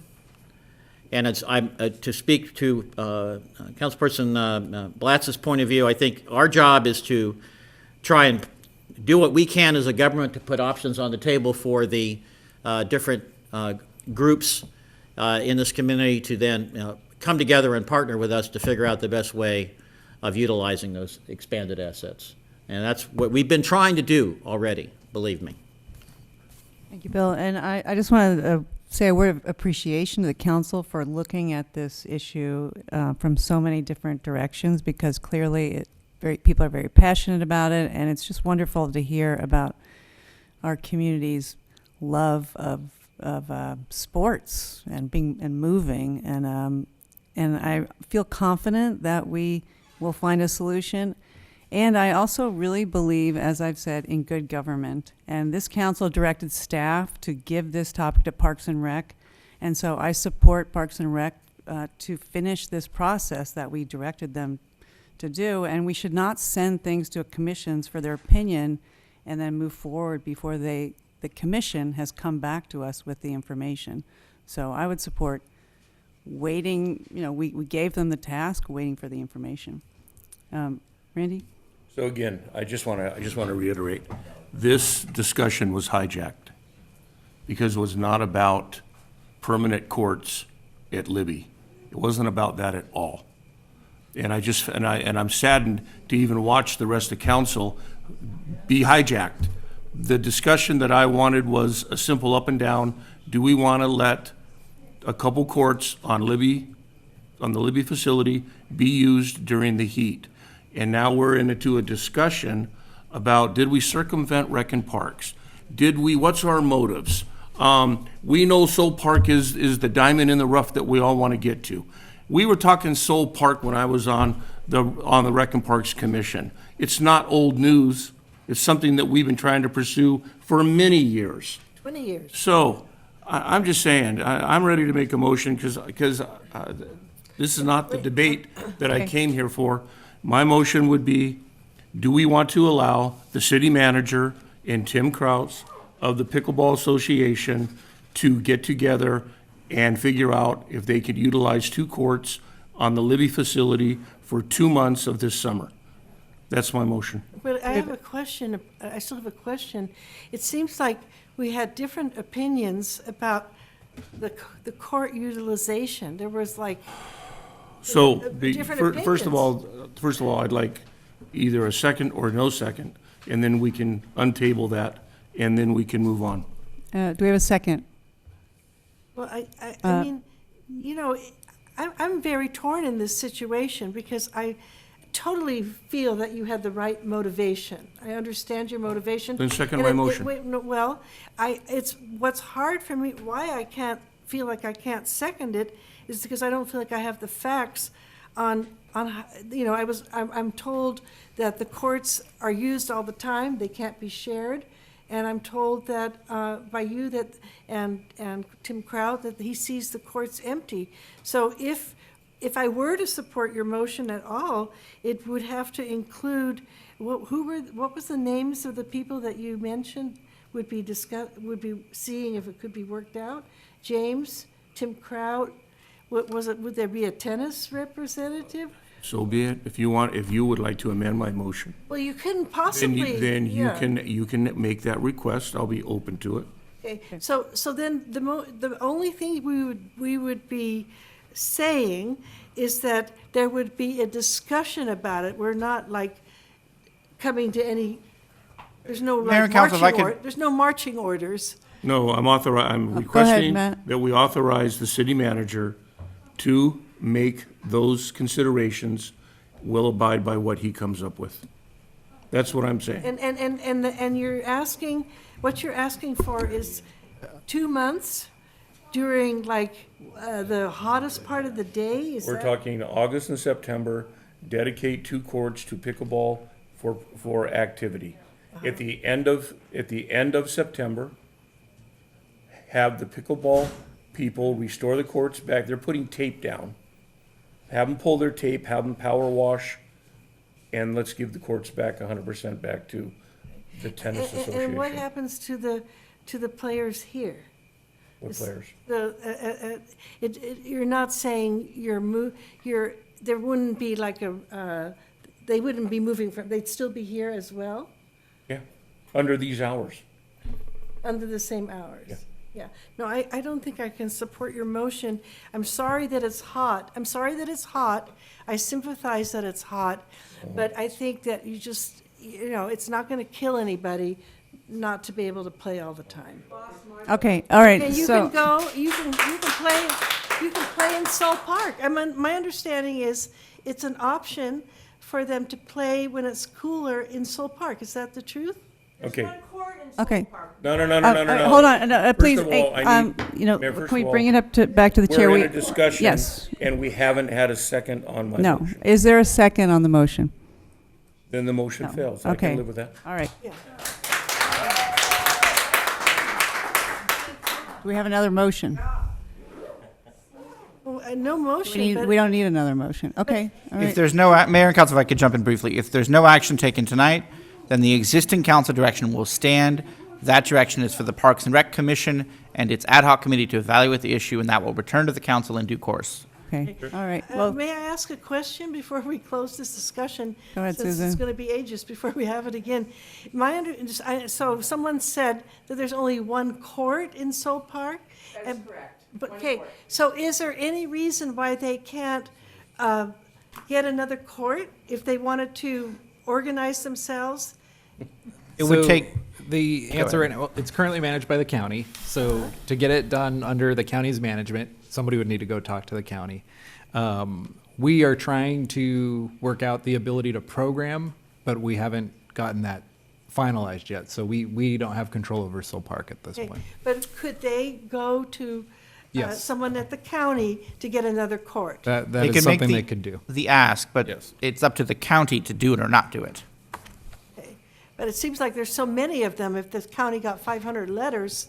County doesn't care, well, the county may or may not care about that number relative to the million person population of the county. okay, all right, well, thank you. Do you want to say one final, go ahead, Randy. I just want to, if we're finished, let's Okay, finish. all right, well, I want to individually. thank everyone for showing up and speaking and sharing your thoughts, and appreciate your thoughtfulness. Thank Please you. know We're that we adjourned. care.